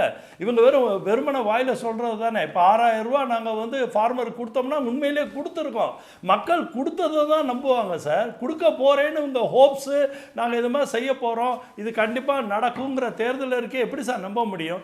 போன தடவை 50 சில்லரை தான் சார் அவங்க எம்பிஏ ஜெயிச்சிருக்காங்க. இப்போ 40க்கு சில்லரை தான் சார் ஜெயிக்க போகிறாங்க. இதை வச்சுட்டு என்ன சார் அவங்க வந்து பெரிய அரசாங்கத்தை உருவாக்க போகிறாங்க? ஒரு நெல்லிக்காய் மூட்டையாக ஒரு கம்ப்ளீட்டாக ஒரு கூட்டணி அமைப்பாக தான் அவங்களால ஒரு யுனைடெட் ஃப்ரண்ட் கவர்மெண்ட் மாதிரி தான் அவங்களால செயல்படுத்த முடியும். இப்படியே ஜெயிச்சா கூட அதில் எத்தனை பேரோட ஒவ்வொருத்தங்களோட மேனிஃபெஸ்டோயும் தூக்கி சுமக்கணும் சார் காங்கிரஸ். அதனால் அவங்களால இந்த மொத்த இத்தனை பெரிய 25 புல்லட் பாயிண்ட்டும் அவங்களால செய்கிறதுக்கு வாய்ப்பே இருக்காது. அந்த வாய்ப்பை மொத்த இந்திய மக்களுக்கும் அவங்களுக்கு கொடுக்க போகிறதே இல்லை. ஏன்னா அவங்க மேலே முழுசாக அவநம்பிக்கை இருக்கிறதுனால தான் நாங்கள் மீண்டும் மோதி 3.0 மோதின்னு சொல்கிறதுக்கு காரணமே மக்கள் சார்ந்து மக்கள் நலம் சார்ந்து காங்கிரஸுக்கு சிந்தனை மொத்தமாக அழிஞ்சு போச்சு. அதனால தான் அவங்க 100 பதவிகள் போடட்டும், அவங்க செய்யறதுக்கு வாய்ப்பு இல்லை. சரி சரி சரி கோட்டீஸ்வரன் சார் அவர் வந்து சில முக்கியமான பார்வைகளை முன் வச்சாரு. இந்த தேர்தல் அறிக்கை அப்படிங்கிறது வந்து பாஜகவை திரும்ப வரவிடாம பண்றதுக்கான தேர்தல் அறிக்கையா மட்டும்தான் இருக்கே தவிர அதனால எந்த யூஸுமே இல்லை, அது வந்து வெற்று பேப்பர் அப்படின்றாரு அர்ஜுனமூர்த்தி. எப்படி எடுத்துக்கிறீங்க, நீங்க எப்படி பாக்குறீங்க இந்த அறிக்கையை? இது வந்து ஒரு காங்கிரஸ் பிஜேபின்றதை தள்ளி வச்சிருங்க. மக்களுக்கு, சாமானிய மக்களுக்கு இந்த அறிக்கையில், காங்கிரஸ் அறிக்கையில் என்ன இருக்குது அப்படின்னு பார்க்கும்போது நிறைய வந்து பணம் வந்து டைரெக்டாக மக்களுக்கு வந்து போகிற மாதிரி ஒரு சாத்தியக்கூறுகள்லாம் இருக்குது. இப்போ இது வந்து ஒரு வேளை நடைமுறைக்கு வருது இல்லை, இந்த காங்கிரஸ் ஆட்சிக்கே வரல, பட் இந்த தேர்தல் அறிக்கையை பார்க்கும்போது பாரதிய ஜனதா கட்சி கண்டிப்பாக பயந்து இதில் இருக்கிற ஒரு சில விஷயம் அதில் இருக்கும். 100%ல் ஒரு மினிமம் ஒரு 20-30% தான் சேர்ப்பாங்க. உதாரணத்துக்கு மகாலட்சுமி திட்டம், ஒரு 1 லட்ச ரூபா ஒரு பணத்தை வந்து நீங்கள் ஒரு பெண்மணியில் அந்த குடும்பத்துக்கு நீங்கள் தரீங்க அப்படின்னா அது வந்து கம்மியான எண்ணிக்கை கூட இருக்கணும். 1 லட்ச ரூபா பணம் போது மக்கள்கிட்ட வந்து அது ஒரு சந்தோஷத்தையும் ஒரு கான்ஃபிடென்ஸையும் கொடுக்கும். பணம் 10 செய்யும். அது பொதுமக்களையும் வந்து ஒரு நம்பிக்கையாக சிந்திக்க வைக்கக்கூடிய ஒரு தன்மை. இன்னொன்று, நாட்டில் இருக்கக்கூடிய மிகப்பெரிய பிரச்சனைன்னு பார்த்தீங்கன்னா இன்றைக்கி வேலைவாய்ப்பு திண்டாட்டம். 30 லட்சம் இளைஞர்களுக்கு வந்து வேலைவாய்ப்பு தருவோம், இருக்கிற எங்கெல்லாம் காலி இடம் இருக்கோ அதை நிரப்புவோம். நாங்கள் அதை தாண்டி பட்டதாரி படித்தவங்களுக்கு வந்து அப்ரெண்டிஸ்ஷிப் வந்து நாங்கள் கொடுப்போம். 1 லட்ச ரூபா வந்து உங்களுக்கு அந்த ஒரு வருஷ பீரியடில் கொடுப்போம் அப்படின்னும் போது மாதத்துக்கு வந்து 8000 ரூபாய் கிடைக்கும். வேலை இல்லாமல் சும்மா சுற்றிக்கிட்டு இருக்கவங்க அந்த திட்டத்தின் கீழ் என்ரோல்மெண்ட் பண்ணாங்கன்னா காங்கிரஸ் கட்சி செய்யுதா செய்யலையான்றது தாண்டி நானும் வந்து வெறும் பேப்பரில் இருக்கிறத வச்சு தான் பேசிக்கிட்டு இருக்கேன். இதற்கு உத்தரவாதம் வந்து காங்கிரஸ் தான் கொடுக்கணும். அதே மாதிரி டீசல் மானியம் யாருக்கு? மீனவர்களுக்கு. நீங்கள் நீண்ட தூரம் கடலில் போய் பயணம் பண்ணுறவங்களுக்கு அந்த மானியம் வந்து இன்றைக்கி பிரச்சனையாக இருக்குது. இன்றைக்கி டீசல் விலை விற்கிறது என்ன? இன்றைக்கி வந்து வஞ்சர மீனோ வவ்வால் மீனோ இல்லை கொடுவாலாம் வாங்கணும்னா லோன் போட்டு தான் வாங்கணும். பூரா மீனையும் பிடிச்சி எல்லாம் எக்ஸ்போர்ட் ஆகுது. இந்தியர்களால் மீன் கூட வாங்கி சாப்பிட முடியல. இன்னும் நான் ஆட்டுக்கறி ஆப்பிளுக்கெல்லாம் நான் அப்புறம் வரேன், பாதாம் பருப்புக்கெல்லாம் விலைவாசி நிலைமை இன்றைக்கி இருக்குது. இதெல்லாம் வந்து இங்கே பார்க்குறவங்க சாப்பிடவே முடியாது. இதுதான் நிதர்சனமாக இருக்கிறது. நீங்கள் ராமருக்கு கோயில் கட்டினீங்க, ரைட்டு, சரி, அங்கே பிரசாதம் கொடுக்குறாங்க, சரி, நல்ல சாப்பாடு என்னால் 3 வேளை சாப்பிட முடியுதுன்னா இன்றைக்கி சாப்பிட முடியாதுங்க. இட்லிக்கு ஹோட்டலுக்கு போனால் வரி, எல்லாத்துக்கும் வரி. சாப்பிட்ற சாப்பாட்டுக்கு வரி போட்டது யார்? மினிமம் செல்லிங் ப்ரைஸ் இன்றைக்கி கேட்குறாங்க விவசாயி. 4% 5% அரிசிக்கு வரி போட தெரிஞ்சதில்ல. அப்போ குறைந்தபட்ச கொள்முதல் பரிசு விவசாயிகள் கேட்கும்போது அதை கொடுக்காம இன்றைக்கி 5 மாநிலத்தில் போராட்டம் பண்ணிட்டு இருக்கிறாங்க. அதை வந்து காங்கிரஸ் கட்சி வந்து இன்றைக்கி தேர்தல் அறிக்கையில் மேலே வச்சிருக்கு. முக்கியமான 6 புள்ளி மினிமம் செல்லிங் ப்ரைஸ், விவசாயிகளுக்கு கொள்முதல், அக்னிவீர், அக்னிபாத் பிரச்சனை, 11 மாநிலத்தில் வந்துட்டு போராட்டம் வெடித்தது. ஏன்னா இளைஞர்களுக்கு வேலை வாய்ப்பு போகுது. இராணுவ அங்கே பட்டையை போட்டு நாமத்தை போட்டு கடைசியாக இராணுவத்தில் வேலை செய்கிறவங்களுக்கும் பட்டையை போட்டாங்க. என்னன்னா 4 வருஷம் அவங்க வேலை செய்யணுமா, அப்புறம் 5வது வருஷம் அவங்க வெளியில் போயிடுவாங்களா? அதுக்கு அவங்களுக்கு எதனா வேலை வாய்ப்புக்கு கேரண்டி இருக்குன்னா இல்லை. கை விரல் அடி போட்டுச்சு, இல்லை கால் வந்து எனக்கு உடஞ்சி போச்சு, இல்லை கண்ணில் ஏதோ பிரச்சனைனா நான் அந்த ஊனத்தோடு அப்படியே இருக்கணும். இவங்க என்ன கொடுப்பாங்கன்னா 12 லட்ச ரூபா கொடுப்பாங்க. என் வாழ்நாளில் 20 வயசுலேருந்து 24 வயசில் அந்த இளமையை தொலைச்சிட்டு ஒரு கையோ காலோ அடிபட்டுட்டு நான் வந்து ஒரு தடியை வச்சுக்கிட்டு சுற்றிட்டு வரவா? இதெல்லாம் என்ன மாதிரி திட்டம் இது? முன்னாடி இருந்தவங்க எல்லாம் எதிர்க்கு வந்து 40 வயசு வச்சாங்க. அப்போ இராணுவத்துக்கு வர உனக்கு எதனா ஒரு பிரச்சனைனா உன் குடும்பத்தை நான் பார்த்துக்கிறேன்ட்டு அந்த மாதிரி கொண்டு வந்ததை நாங்கள் வயசை குறைக்கிறோம், அத்தை குறைக்கிறோம், இத்தை குறைக்கிறோன்ட்டு அக்னிவீர். இப்போ அந்த அக்னிவீரம் வந்து அங்கே சொல்லியிருக்காங்க. வயசானவங்க 60 வயசு ஆகி போச்சு, வேறு யாருமே உதவி இல்லை, ரயிலில் போனால் 50 விழுக்காடு மானியம், நீங்கள் போங்க, உங்களோட அரசாங்கம் இருக்குது. 59 வயசு வரலாம் நீங்கள் ரயில்வேக்கு காசு கொடுத்து போனீங்க, 60 வயசு வந்தவொடனே உங்களுக்கு 50% கன்செஷன். இப்படி ஒரு மலிவான ஒரு அழகான திட்டத்தை அதையை கூட ஆட்டையை போட்டு அதையும் தூக்கியாச்சு. அதுக்கும் வந்து நாங்கள் வந்து அதை திருப்பி கொண்டு வரோம்னு சொல்லியிருப்பாங்க. அதுக்கப்புறமா பார்த்தீங்கன்னா ரொம்ப முக்கியமான பிரச்சனை இன்றைக்கி வந்து இந்த பெட்ரோல் டீசல் விலையை வந்து நாங்கள் ஜிஎஸ்டி இதில் இருக்கிறது குறைப்போம், அதற்கு உண்டான யுக்திகளை பார்ப்போம். வரி தீவிரவாதம் இருக்குது, அந்த வரி தீவிரவாதத்துக்கு உண்டான விலைகள் எதெல்லாம் குறைக்க முடியுமோ நாங்கள் குறைப்போம். குறிப்பாக சொல்லணும்னா இன்கம் டேக்ஸ், தனிநபர் வருமானம் வந்து அதிகமாக இருக்குது, இன்றைக்கி வந்து நிறைய ஸ்லாபில் இருக்குது, அதெல்லாம் சிம்பிளிஃபை பண்ணி சொல்லுன்றாங்க. அது இந்த மிடில் கிளாஸ் தான் வந்து நிறைய பேர் வந்து பிஜேபிக்கு ஆதரவான நிலைப்பாடில் இந்த 10 வருஷமாக இருப்பாங்க. அவங்களுக்கு வந்து அது கரெக்டான பிரச்சார முறையில் கொண்டு போய் சேர்ந்தால் உங்கள் பணத்தில் கொஞ்சம் நீங்கள் மிச்சப்படுத்தலாம். இன்றைக்கி என்ன நிலைமை, ஆஸ்பத்திரியில் போய் மருத்துவமனையில் ஒருத்தன் ஐசியூவில் படுத்து கிடந்தா உயிர் இழுத்துக்கிட்டு இருக்கும்போது 18% விழுக்காடு வரி, யார் சாக கிடைக்கிறவனுக்கு. இதெல்லாம் முன்னாடி கிடையாது, இப்போ புதுசாக வந்தது. இப்போ இதுக்கெல்லாம் வந்து அவங்க சொல்லியிருக்காங்க. இன்னொன்று ஹெல்த்தை பற்றி ஐயா மூத்தவர் வந்து அர்ஜுனமூர்த்தி சார் சொன்னார், நாங்கள் சிறப்பாக பணம் ஒதுக்குறோன்னு. ஒரு தரவு என்ன தெரியுங்களா, காங்கிரஸோட அந்த வாக்குறுதியில் என்ன சொல்லியிருக்காங்கன்னா 4 விழுக்காடாக உயர்த்தப்படும். அதாவது நாங்கள் செலவு பண்ணக்கூடிய தொகையில் 4 விழுக்காடுக்கு வருவோம். எப்போ வருவோம், 2028 2029 வருவோன்றாங்க. அப்போ 4 விழுக்காடு கூட மத்திய அரசு செலவு பண்ணுறது கிடையாது. எதுக்கு, மருத்துவமனைக்கு, மருத்துவத்துறைக்கு. அப்போ என்ன லட்சணத்தில் பட்ஜெட் செலவு இருக்குன்றதை பார்த்துக்கோங்க. மருத்துவன்றது ரொம்ப முக்கியமானது, இன்றியமையாதது. உசுறு இருந்தால் தான் வரியே கட்ட முடியும், உசுறு இருந்தால் தான் ஓட்டே போட முடியும். அந்த உயிர் காக்கிற ஒரு விஷயத்துக்கு 4% தான், நீங்கள் 4% கூட செலவு பண்ணல. நீங்கள் செலவு பண்ணாததுனால அவங்க 4% நாங்கள் அதை அடைவோன்றாங்க. இது கூட. அப்போ இன்னொன்று என்ன பார்க்குறோன்னா, ஊரகத்தில் வந்து இருக்கக்கூடிய மருத்துவக் கல்லூரி அந்த மாதிரி விஷயங்களுக்கு நாங்கள் அதிகமாக ஆளை போட்டு காசை கொடுப்போன்றாங்க. அப்போ அடிப்படையில் என்ன, நீங்கள் வெளிப்படையாக பேசுவோங்க. திண்டுக்கல்லில் இருக்கிறவங்க, இல்லை திண்டிவனத்தில் இருக்கிறவங்க, இல்லை இந்த சைடு கோயம்புத்தூருக்கு அந்த பக்கம் இருக்கிறவங்கலாம் ஊரில் பிரச்சனைனா எதற்கு நகரத்துக்கு இருக்கிற பெரிய ஆஸ்பத்திரிக்கு வராங்க? காரணம், நீங்கள் செலவு பண்ணி அங்கே மருத்துவமனையை சரி செய்யாததுனால. இதில் வந்து மத்திய அரசையும் மாநில அரசையும் சேர்ந்தே நான் குறை சொல்வேன். நான் ஒட்டுமொத்த இந்தியா பிரச்சனையை பேசிக்கிட்டு இருக்கிறேன். தமிழகம் வேணால் மேலே இருக்கலாம், இல்லை கேரளா மேலே இருக்கலாம், கீழே இருக்கலாம், அதெல்லாம் வேறு விஷயம். ஆனால் மருத்துவமனைக்கு போகும்போது அந்த பிரச்சனைகள் இருக்குது. காரணம் என்னென்னா, நீங்கள் அதை ஒதுக்கக்கூடிய பணம் அங்கே குறைவாக இருக்குது. இப்போ மருத்துவத்தை பற்றி பேசிட்டோம். அடுத்தது வந்து இளைஞர் நலன். அதாவது விளையாட்டுத்துறை என்பது ரொம்ப முக்கியமான துறை. அதில் வந்து ஸ்காலர்ஷிப்புக்கு 10,000 ரூபாய் தரேன்றாங்க, ஒலிம்பிக்ஸ்க்கு போகிறவங்களுக்கு நாங்கள் காசு தருவோன்றாங்க. இந்த இளைஞர்களுக்கு நீங்கள் அந்த மாதிரி உடல் உழைப்பு சம்பந்தமான இந்த ஸ்போர்ட்ஸுக்கெல்லாம் நீங்கள் பணம் கொடுத்தீங்கன்னா கஞ்சா அபின்னு இந்த மாதிரி விஷயத்துக்கு அவங்க போக மாட்டாங்க. சிறு வயதிலே நீங்கள் அவங்கள பதப்படுத்திட்டீங்கன்னா அடுத்த தலைமுறையை வந்து நல்ல ஒரு தலைமுறையாக கொண்டு வரலாம். இப்போ இந்த மாதிரி திட்டங்கள்லாம் வந்து அவங்க கொடுத்துருக்குறாங்க. கோடீஸ்வரன் சார், இந்த அறிக்கை அப்படிங்கிறது எந்த அளவுக்கு போய் ரீச் ஆயிருக்கு? நீங்களும் தொடர்ந்து பப்ளிக்கை பார்த்துட்டு இருக்கீங்க, எந்த அளவுக்கு ரீச் ஆயிருக்கு மக்கள்? இல்லை, காங்கிரஸ் கட்சிக்கு பெரிய பிரச்சனை என்னன்னா அவங்களோட பிரச்சாரம் சரியா இல்லைங்க. அவங்க வந்துட்டு இன்னமும் வந்து அந்த மேலேயே வந்து பண்ணையார் ஒரு போக்குல தான் இருக்கிறாங்க. இப்போ வந்து ஒரு முதலமைச்சர், டெல்லியினுடைய முதலமைச்சர் வந்து கைது செய்யப்பட்டு ஜெயிலில் இருக்கிறாரு. ஜெர்மனி கொந்தளிக்குது, அமெரிக்கா கொந்தளிக்குது, ஐநா கொந்தளிக்குது, கேள்வி கேட்குது. எங்கே ஜனநாயகம்? ஒரு நியாயமான நேர்மையான ஒரு ட்ரையல் நடத்துங்க.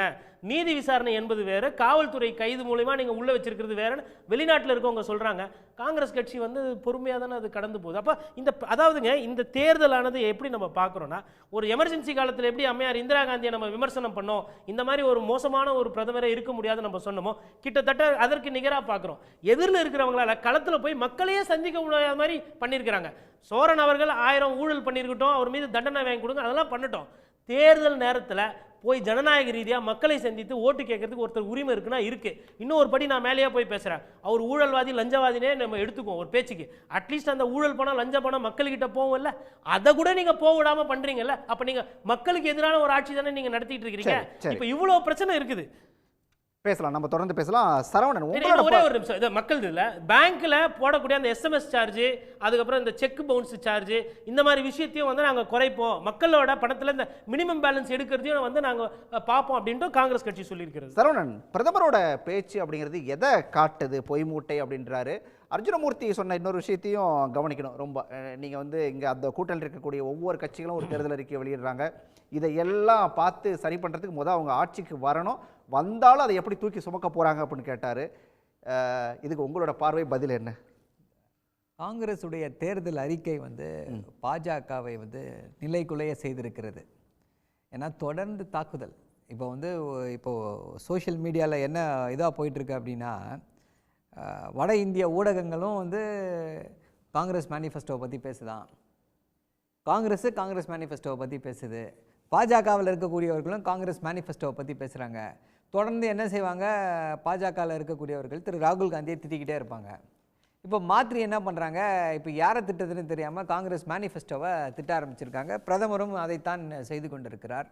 என்ன இப்போ இந்த மேனிஃபெஸ்டோவில் எது வந்து நிஜமாகவே வந்து ஒரு புரட்சியை ஏற்படுத்தக்கூடிய விஷயம், இந்தியாவை வந்து அடுத்த 50 ஆண்டுகள் 100 ஆண்டுகளில் வந்து அடுத்த லெவலுக்கு கொண்டு போகக்கூடிய விஷயம் என்னவாக இருக்கும்னு சொல்லி பார்த்தீங்கன்னா, அந்த 50% இடஒதுக்கீட்டை உயர்த்துவோம், அந்த கேப்பை இன்க்ரீஸ் பண்ணுவோம், முதல்ல அதுக்கு வந்து சாதிவாரி கணக்கெடுப்பை நடத்துவோம். கடந்த நூற்றாண்டுக்கு கூட்டிட்டு போற அறிக்கை அப்படின்ட்டாரு பிரதமர். அதுதான் சொல்றேன். அது வந்து என்னன்னா, பிரதமரை கேட்டீங்க அப்படின்னா 2 விஷயம் சொல்லுவார்.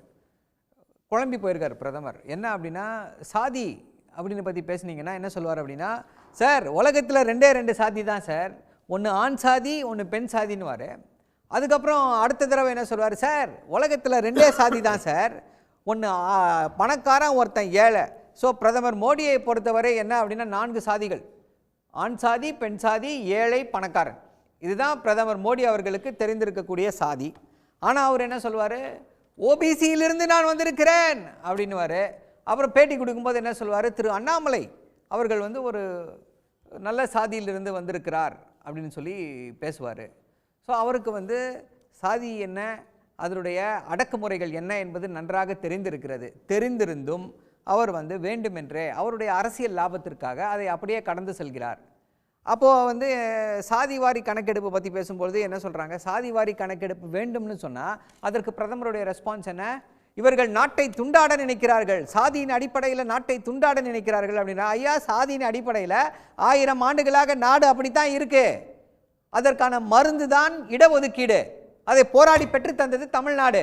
அதனால தான் இந்த இந்த இந்த ஒட்டுமொத்த காங்கிரஸுடைய அந்த மேனிஃபெஸ்டோவை பார்த்தீங்க அப்படின்னா என்ன அப்படின்னா, இப்போ திமுக அங்கிருந்தால், திமுக வந்து காங்கிரஸுடைய இடத்துல இருந்திருந்தால் எப்படிப்பட்ட ஒரு மேனிஃபெஸ்டோவாக இருந்திருக்குமோ அப்படிப்பட்ட ஒரு மேனிஃபெஸ்டோ இது அப்படின்னு தமிழ்நாட்டுடைய முதல்வர் பெருமிதம் அடைந்திருக்கிறார். தமிழ்நாட்டில் இருக்கக்கூடிய அந்த திராவிடியன் மாடல் ஆஃப் கவர்னன்ஸ், திராவிடம் எல்லாருக்கும் எல்லாமும், நீங்கள் அந்த இதை எடுத்து பாருங்க, காங்கிரஸ் மேனிஃபெஸ்டோவை எடுத்து பாருங்க, அதைத்தான் பேசுகிறது. இது இவர்களுக்கு அச்சம். ஏன் அச்சம் அப்படின்னா, பாஜகவை பொறுத்தவரை குறிப்பிட்ட சில பணக்காரர்கள், சில தொழிலதிபர்கள் தான் எல்லாத்தையும் என்ஜாய் பண்ணணும், குறிப்பிட்ட சில உயர் ஜாதி இந்துக்கள் மட்டும்தான் வந்து எல்லா சலுகைகளையும் அனுபவிக்க வேண்டும், வேற யாருக்கும் இந்த சலுகைகள் வந்து சென்று விடக்கூடாது, வேற யாருக்கும் இந்த வாய்ப்புகள் வந்து விடக்கூடாது அப்படின்னு சொல்லி சொல்றாங்க. இந்த இடஒதுக்கீட்டுக்கு வந்தோம் அப்படின்னா, திருப்பி இந்த இடஒதுக்கீட்டுக்கு வந்தோம் அப்படின்னா ஏன் இது முக்கியம் அப்படின்னா, இப்போ தமிழ்நாடு வந்து இப்போ ஒரு மிகப்பெரிய வளர்ச்சியை அடைந்திருக்கிறது. ஒரு இந்தியாவில் இருக்கக்கூடிய மாநிலங்கள் எல்லாவற்றிலையும் முன்னோடியாக இருக்கிறது. மேலை நாடுகளோடு கம்பேர் பண்ண முடியும்னா என்ன காரணம் அப்படின்னா, இந்த 69% இடஒதுக்கீடு. இந்த 69% இடஒதுக்கீடு எதை சாதித்திருக்கிறது? கண்டிப்பாக பிற்படுத்தப்பட்ட ஒடுக்கப்பட்ட மக்கள் மேலே வந்திருந்தாலும் இன்னொரு முக்கியமான விஷயத்தையும் சாதித்திருக்கிறது. அது என்ன அப்படின்னா, பெண்களுடைய முன்னேற்றம். பெண்களுடைய முன்னேற்றத்திற்கு அடித்தளமாக தான் இந்த 69% இருந்திருக்கு. என்ன பார்த்தீங்கன்னா, இன்னைக்கு வந்து 25% தான் லேபர் ஃபோர்ஸில் இருக்காங்க அகில இந்திய அளவில். ஆனால் தமிழ்நாட்டில் இருந்து அதில் 50% பேர் தமிழ்நாட்டில் இருக்காங்க. அதே போல் இந்தியாவிலேயே தமிழ்நாட்டில் தான் பெண் தொழில் முனைவோர்கள் வந்து நிறைய இருக்காங்க. என்ன காரணம்? அவர்களுக்கு கொடுக்கப்பட்ட வாய்ப்புகள். அந்த 69% இடஒதுக்கீடு தான் இதற்கு காரணமாக இருக்கிறது. அதே போல பழங்குடியின பட்டியலின மக்கள் வந்து இங்கே தொழில் முனைவோராக, ஆண்டர்பிரினர்ஸாக இங்கே தான் நிறைய பேர் இருக்காங்க.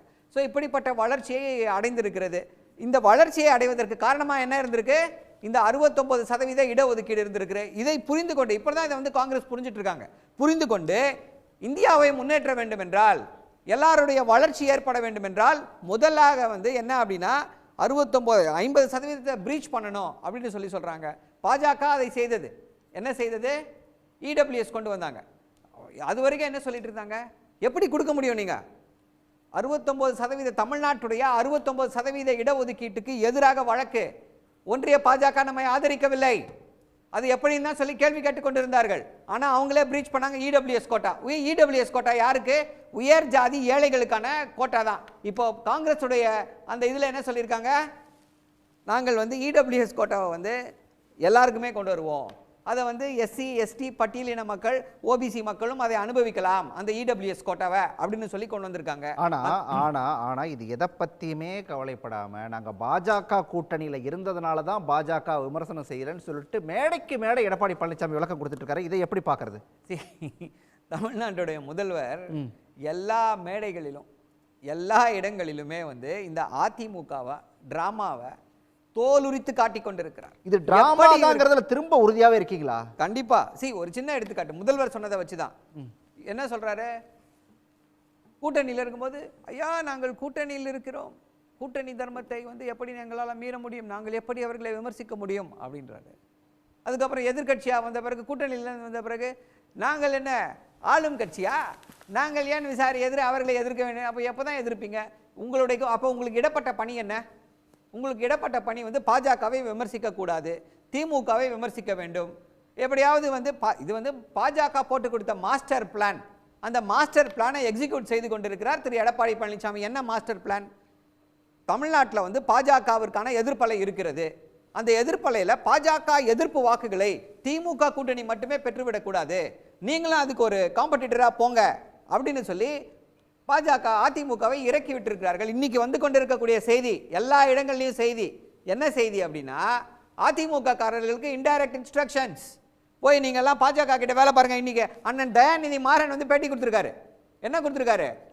எக்மோர்ல சென்னையில் எல்லா அதிமுக காரங்களும் போய் பாஜகவுக்காக வேலை பார்த்துட்டு இருக்கிறாங்களாம். எப்படி எங்களுக்கு வந்திருக்கு, இதுதான் அதிமுகவுடைய உண்மை நிலைமை. இப்படி இருக்கக்கூடிய இதுதான் சூழ்நிலை. இப்போ இது ஒரு இன்னும் ஒரு 2 விஷயங்களை மட்டும் சொல்லி முடிச்சிடுறேன். இல்ல அதை நம்ம அடுத்தடுத்து பேசலாம். 2 பேருக்காக ஒரு ரவுண்ட் போயிட்டு ரவி உங்ககிட்ட தான்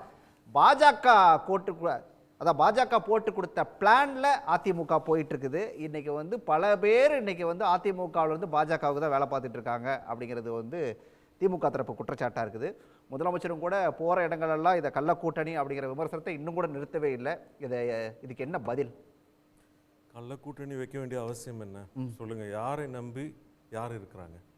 அதாவது தமிழ்நாட்டை பொறுத்தவரை சரவணன் நல்லா தெரியும்னு நினைக்கிறேன். சரவணனுக்கு திராவிட கட்சிகளை தவிர வேறு எந்த கட்சியும் இங்கே ஒன்றும் பண்ண முடியாது, அது தெளிவாக தெரியும். அதிமுக இல்லைன்னா திமுக, இவங்களை நம்பி தான் இங்கே வந்து அரசியல் பண்ணி ஆகணும். நீங்கள் மத்தியில் ஆட்சியில் இருந்தாலும் சரி, எந்த இடத்துல என்னவா இருந்தாலும் சரி, இங்கே தமிழ்நாட்டுக்குள்ளே நுழையும் பொழுது either you go with DMK or ADMK, இதுதான் வந்து எழுதப்படாத விதி மாதிரி இருந்துகிட்ருக்கு. அது அவங்க எதிர்கட்சியாக இருந்தாலும் ஆளுங்கட்சியாக இருந்தாலும் இதுதான் உண்மையும் கூட. அப்படி இருக்கும் பொழுது நாங்கள் வந்து மறைமுகமாக பாரதிய ஜனதாவுடன் கூட்டணி வைத்துக் கொள்வதால் எங்களுக்கு என்ன பயன் சொல்லுங்க? எந்த பயனும் கிடையாது. இதுக்கு நடுவில் அவர் சொன்னாரு, பாஜகவுடைய எதிர்ப்பு வாக்குகள் முழுக்க திமுகவுக்கே போயிடக்கூடாது, அதை பிரிக்கணும் சார், அதுதான் நோக்கம். அதெல்லாம் ஓகே. இப்போ நான் என்ன சொல்றேன், நான் வந்து இப்போ பாஜகவோட ஆதரவோடு வேலை செய்யறேன்னா வேலை செய்யலையான்னு மக்கள் என்ன விழிப்புணர்வு இல்லாமல் இருக்காங்களா?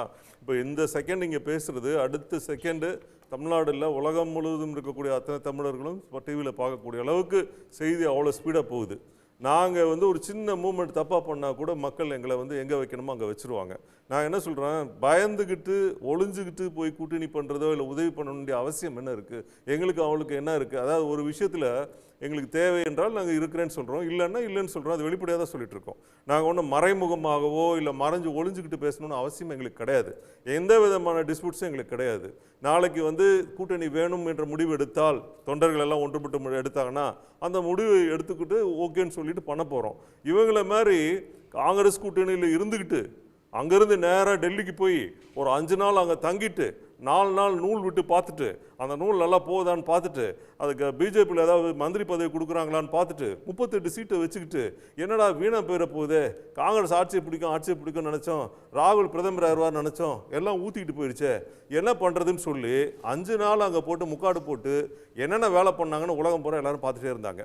அதுக்கு நடுவில் 4 நாள் கழித்து போய் ராகுல் காந்தியை பார்க்குறாங்க, சோனியா காந்தியை பார்க்குறாங்க, அழுது வடிஞ்சு எல்லாம் கடைசியில் ஒன்றும் கிடைக்காம போயிடுச்சு, கை கிடைக்காம போயிடுச்சு. இதை ஒரு கப்பல் துறையை வாங்கலான்னு பார்த்தா, அதை வாங்கலான்னு பார்த்தா, இதை வாங்கலான்னு பார்த்தா, எதையும் வாங்க முடியாமல் போயிடுச்சு. இப்படி ஒரு சொன்னாங்களா இந்த விஷயங்களை எல்லாம்? இந்த விஷயங்கள இல்லை, நீங்கள் இப்போ சொன்ன விஷயங்கள்லாம் யாராவது வந்து அப்போ இவர்கிட்ட யாராவது ஃபோன் பண்ணி சொன்னாங்களா? சரவணன் இருக்கார் பார்த்தீங்களா, பிஜேபியோட நேரடி செய்தி தொடர்பாளர் மறைமுகமாக கூட்டணி வச்சுட்டு இருக்காருன்னு நினைக்கிறேன். இல்லைன்னா அஜினமுதி சார் இங்கே இருக்காரு, அவர் பிஜேபி பற்றி பேசணும். திமுக வந்திருக்கிற சரவணன் வந்து பிஜேபியோட நாங்க கள்ள கூட்டணி இவர் வந்து பிஜேபி ஏதோ கேக்குறாரு, அவங்க கிட்ட கேக்குறாரு. இல்ல இப்போ நம்ம வந்து அதிமுக மீது விமர்சனங்கள் வந்து ஏதோ வந்து காதுல வந்த கதைகளை வைத்து விமர்சனம் செய்யவில்லை. சார், நான் ஆதாரப்பூர்வமா அவர்களுடைய பேசுறேன் சார். நடவடிக்கைகளை நான் வைத்து. ஆதாரப்பூர்வமா சார், பேசுறேன் சார். உங்களுடைய என்ன வழக்கு போடுங்க. உங்களுடைய நீங்க ஒண்ணு ஆதாரங்கள் பண்ணுங்க. எல்லாம் எங்களுக்கு தெரியும் சார். 2019 எத்தனை உங்களுடைய சீட்டு ஆதாரங்கள் ஜெயிச்சீங்க? எல்லாம் எங்களுக்கு சார், தெரியும் உங்க சார். ஆதாரத்தை நீங்க கொஞ்சம் இருங்க. ஏத்துக்கும் போது அப்புறம் எங்க ஆதாரத்தை ஏன் ஏத்துக்க கூடாது? உங்க ஆதாரம் மட்டும் தான் கோர்ட்ல செல்லுபடி ஆகுமா? எங்க ஆதாரம் எல்லாம் கோர்ட்ல செல்லுபடி ஆகாதா? சொல்லுங்க.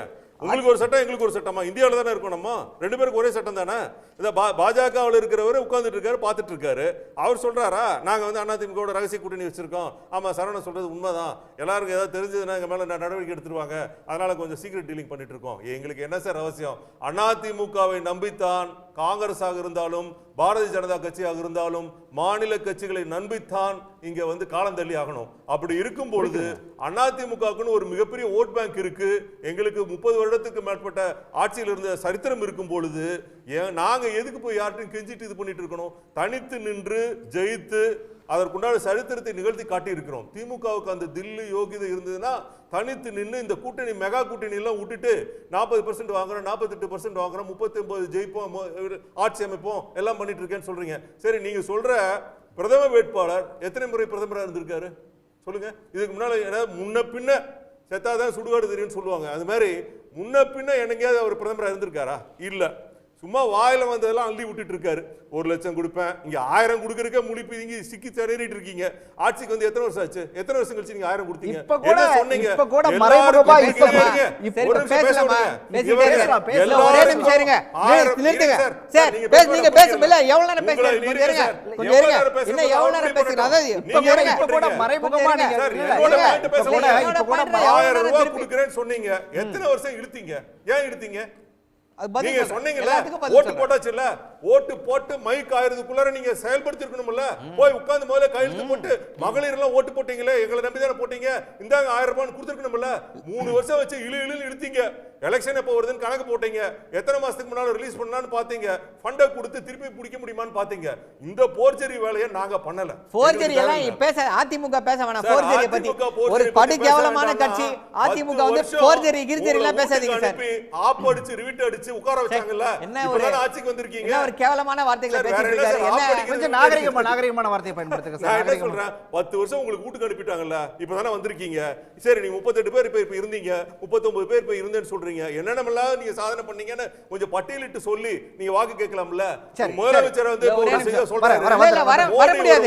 கொஞ்சம் இருங்க, பேச என்ன விடுங்க. இவ்வளவு நேரம் பேசினார்ல, வாந்தி எடுத்தார்ல, இவ்வளவு நேரம் கண்டதையும் பத்தி வாந்தி எடுத்துட்டு இருக்கார்ல. கொஞ்சம் இருங்க. என்ன அப்படின்னா, இப்ப ஏன் வந்து அதிமுக வந்து கள்ள கூட்டணி வைத்திருக்கிறது அப்படின்னா பாஜக தலைவர்களை விமர்சிக்க பயப்படுகிறார்கள். இன்னொரு கேள்வியை கேட்டாரு, வந்த மைக் ஆயிரத்துக்குள்ள 1000 ரூபாய் கொடுக்க வேண்டியதானே அப்படின்றாரு. எங்க 1000 ரூபாய் கொடுக்க முடியும்? அதை எல்லாத்தையும் சொரணிட்டு போயிட்டீங்களே. ஜனவரி டிசம்பர் 2020 வந்து பல ஆயிரம் கோடி ரூபாய்களுக்கு கான்ட்ராக்ட் விட்டு அதிமுக அமைச்சர்கள் கொள்ளையடிச்சிட்டு போயிட்டாங்களே. எங்க இருந்து பணத்தை கொடுக்கிறது? வேக்சினுக்கு பணம் வாங்குன்றாரு மோடி. பணம் கொடுத்து தானே வேக்சின் வாங்க வேண்டியதா போச்சு. நீங்க வேக்சின் ஃபேக்டரி வைங்கன்னு சொன்னோம், அதற்கு வந்து இது பண்ணாங்க. ஒரே நீங்க பேசும்போது சும்மா இருந்தேன். கொஞ்சம் இருங்க. நான் பேசும்போது நீங்க சும்மா குறுக்கிடல, நான் சும்மா தான் இருந்தேன். கொஞ்சம் கேளுங்க, சொல்றதை கேளுங்க, கொஞ்சம் பொறுமையா கேளுங்க. சோ இப்படி தமிழ்நாட்டு மக்களை, தமிழ்நாட்டுடைய வரி பணத்தை சுரண்டி தின்றுவிட்டு எங்கே ஊழல் வழக்கில் கைது செய்து சிறைக்கு போய்விடுமோ என்ற அச்சத்திலே அதிமுகவினர் இப்பொழுதும் பாஜகவிற்கு ஜால்ரா அடித்துக் கொண்டிருக்கிறார்கள். இன்னொரு ஒரே சின்ன கேள்விதான். ஒரு ஏதோ ஒரு வழக்கில் 10 வருடங்கள் முன்னால் நடந்த வழக்கில் திரு செந்தில் பாலாஜியை கைது செய்து இன்னும் சிறையில் அடித்து சித்திரவதை செய்து கொண்டிருக்கிறது அமலாக்கத்துறை. 1000 கோடி, 100 கோடி, 150 கோடின்னு சொல்லி ஊழல் செய்து வழக்குகள் நிலுவையில் இருக்கு, எஃப்ஐஆர் போட்டாச்சு. அமலாக்கத்துறை என்ன செய்து கொண்டிருக்கிறது? பூ பறித்து கொண்டிருக்கிறதா? சரி, இன்னைக்கு நயினார் நாகேந்திரனுக்கு சம்பந்தப்பட்ட இடத்துல இருந்து 4 கோடி ரூபாய் கைப்பற்றப்பட்டிருக்கிறது. என்ன பண்ணாங்க? அமலாக்கத்துறை ஏதாவது உடனடியாக நடவடிக்கை எடுத்து யாரையாவது கைது செய்ததா? இல்ல. ஏன் கைது செய்யல அமலாக்கத்துறை? பாஜகல இருந்தா உத்தமர்களா? இல்ல வாஷிங் மெஷின் வந்து 24/7 ஒர்க் ஆயிட்டே இருக்குமா உங்களுக்கு? ஏன் நயினார் நாகேந்திரன் அவர் மீது ஏன் இன்னும் அமலாக்கத்துறை கைது செய்யப்படவில்லை? ஏன் வழக்கு தாக்கல் செய்யல? போடணும்ல. எலெக்ஷன் டைம்ல 4 கோடி ரூபாய்ன்றது சும்மாவா? எப்படி சார் கொண்டு போனீங்க? 4 கோடி ரூபாய? யாருக்கும் தெரிந்து விடாது. வெளியில போடுவது யோக்கிய வேஷம், பண்ணுவதெல்லாம் ஊழல். திருட்டுத்தனமா கொண்டு போய் ட்ரெயின்ல வந்து 4 கோடியை. என்ன ஒரு தைரியம்? 4 கோடியை எடுத்துட்டு போறீங்க. சரி சரி அதை பேசலாம். அதுக்கு முன்னாடி வந்து காங்கிரஸ் கட்சியில இருந்து எலெக்ஷன் முருகானந்தம் கமிஷன் இருக்காரு. முருகானந்தம் பேசட்டும். அது சார் வரேன் சார் அர்ஜுனமூர்த்தி சார் வந்தார் உங்ககிட்ட வர முருகானந்தம் அதாவது காங்கிரஸ் கட்சியோட தேர்தல் அறிக்கையை பிரதமர் மோடி விமர்சிக்கிறது ஒரு பக்கம், இன்னொரு பக்கம் இங்க அதிமுகவும் கூட தேர்தல் அறிக்கை மீதான விமர்சனத்தை தொடர்ந்து முன் வச்சிட்டு இருக்காங்க. எப்படி பாக்குறீங்க இதை? இல்லை, மோடி முன் வச்ச விமர்சனங்களோட தரம் ஒன்று இருக்குது. அதாவது ஒரு 10 வருஷம் ஆளுங்கட்சியாக இருக்கக்கூடிய ஒரு கட்சி எப்போ தேர்தலெல்லாம் அறிவிக்கப்பட்ட பின்னாடி 24ஆம் தேதி வந்து தேர்தல் அறிக்கை தயாரிக்கிறதுக்கு குழு அமைக்கிறாங்க.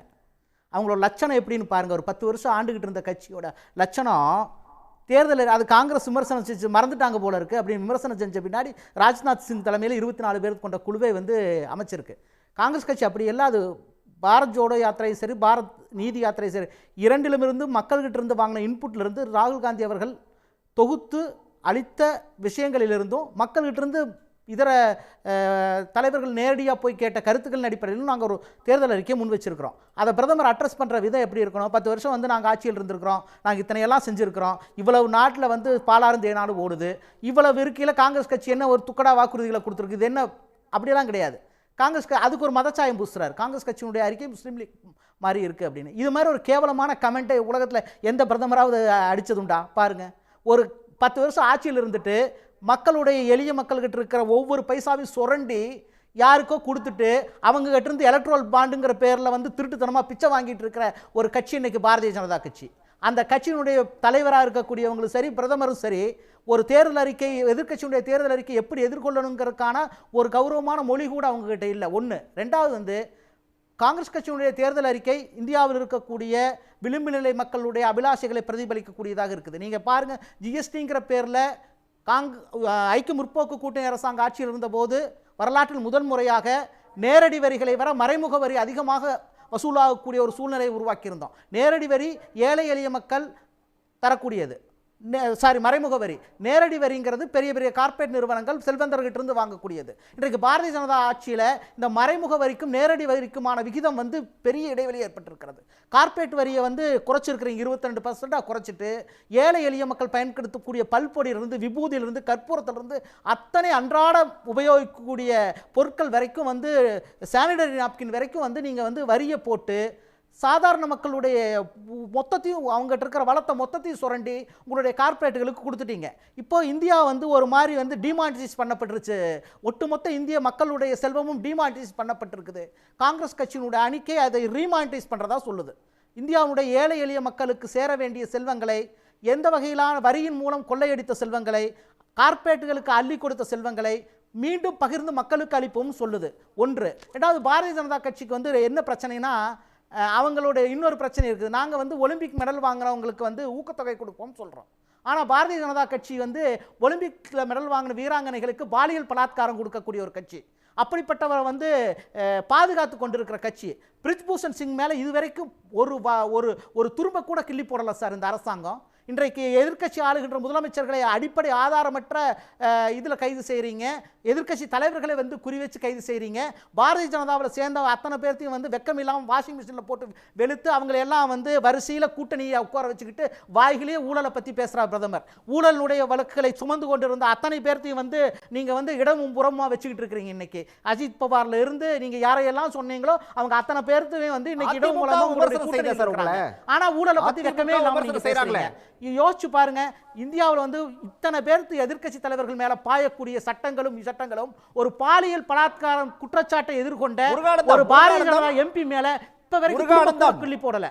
இப்படியான ஒரு மனநிலை இருக்கக்கூடிய கட்சி பாரதிய ஜனதா கட்சி. அதனால அவங்களுக்கு மக்களை பற்றி பேசக்கூடிய அல்லது மக்களுடைய வாழ்வாதார பற்றி பேசக்கூடிய ஒரு தேர்தல் அறிக்கை வந்து பயத்தை தரக்கூடியதாகவும் ஒவ்வாமையை தரக்கூடியதாகவும் இருக்குதுங்கிறத தான் நம்ம புரிஞ்சுக்க வேண்டியது.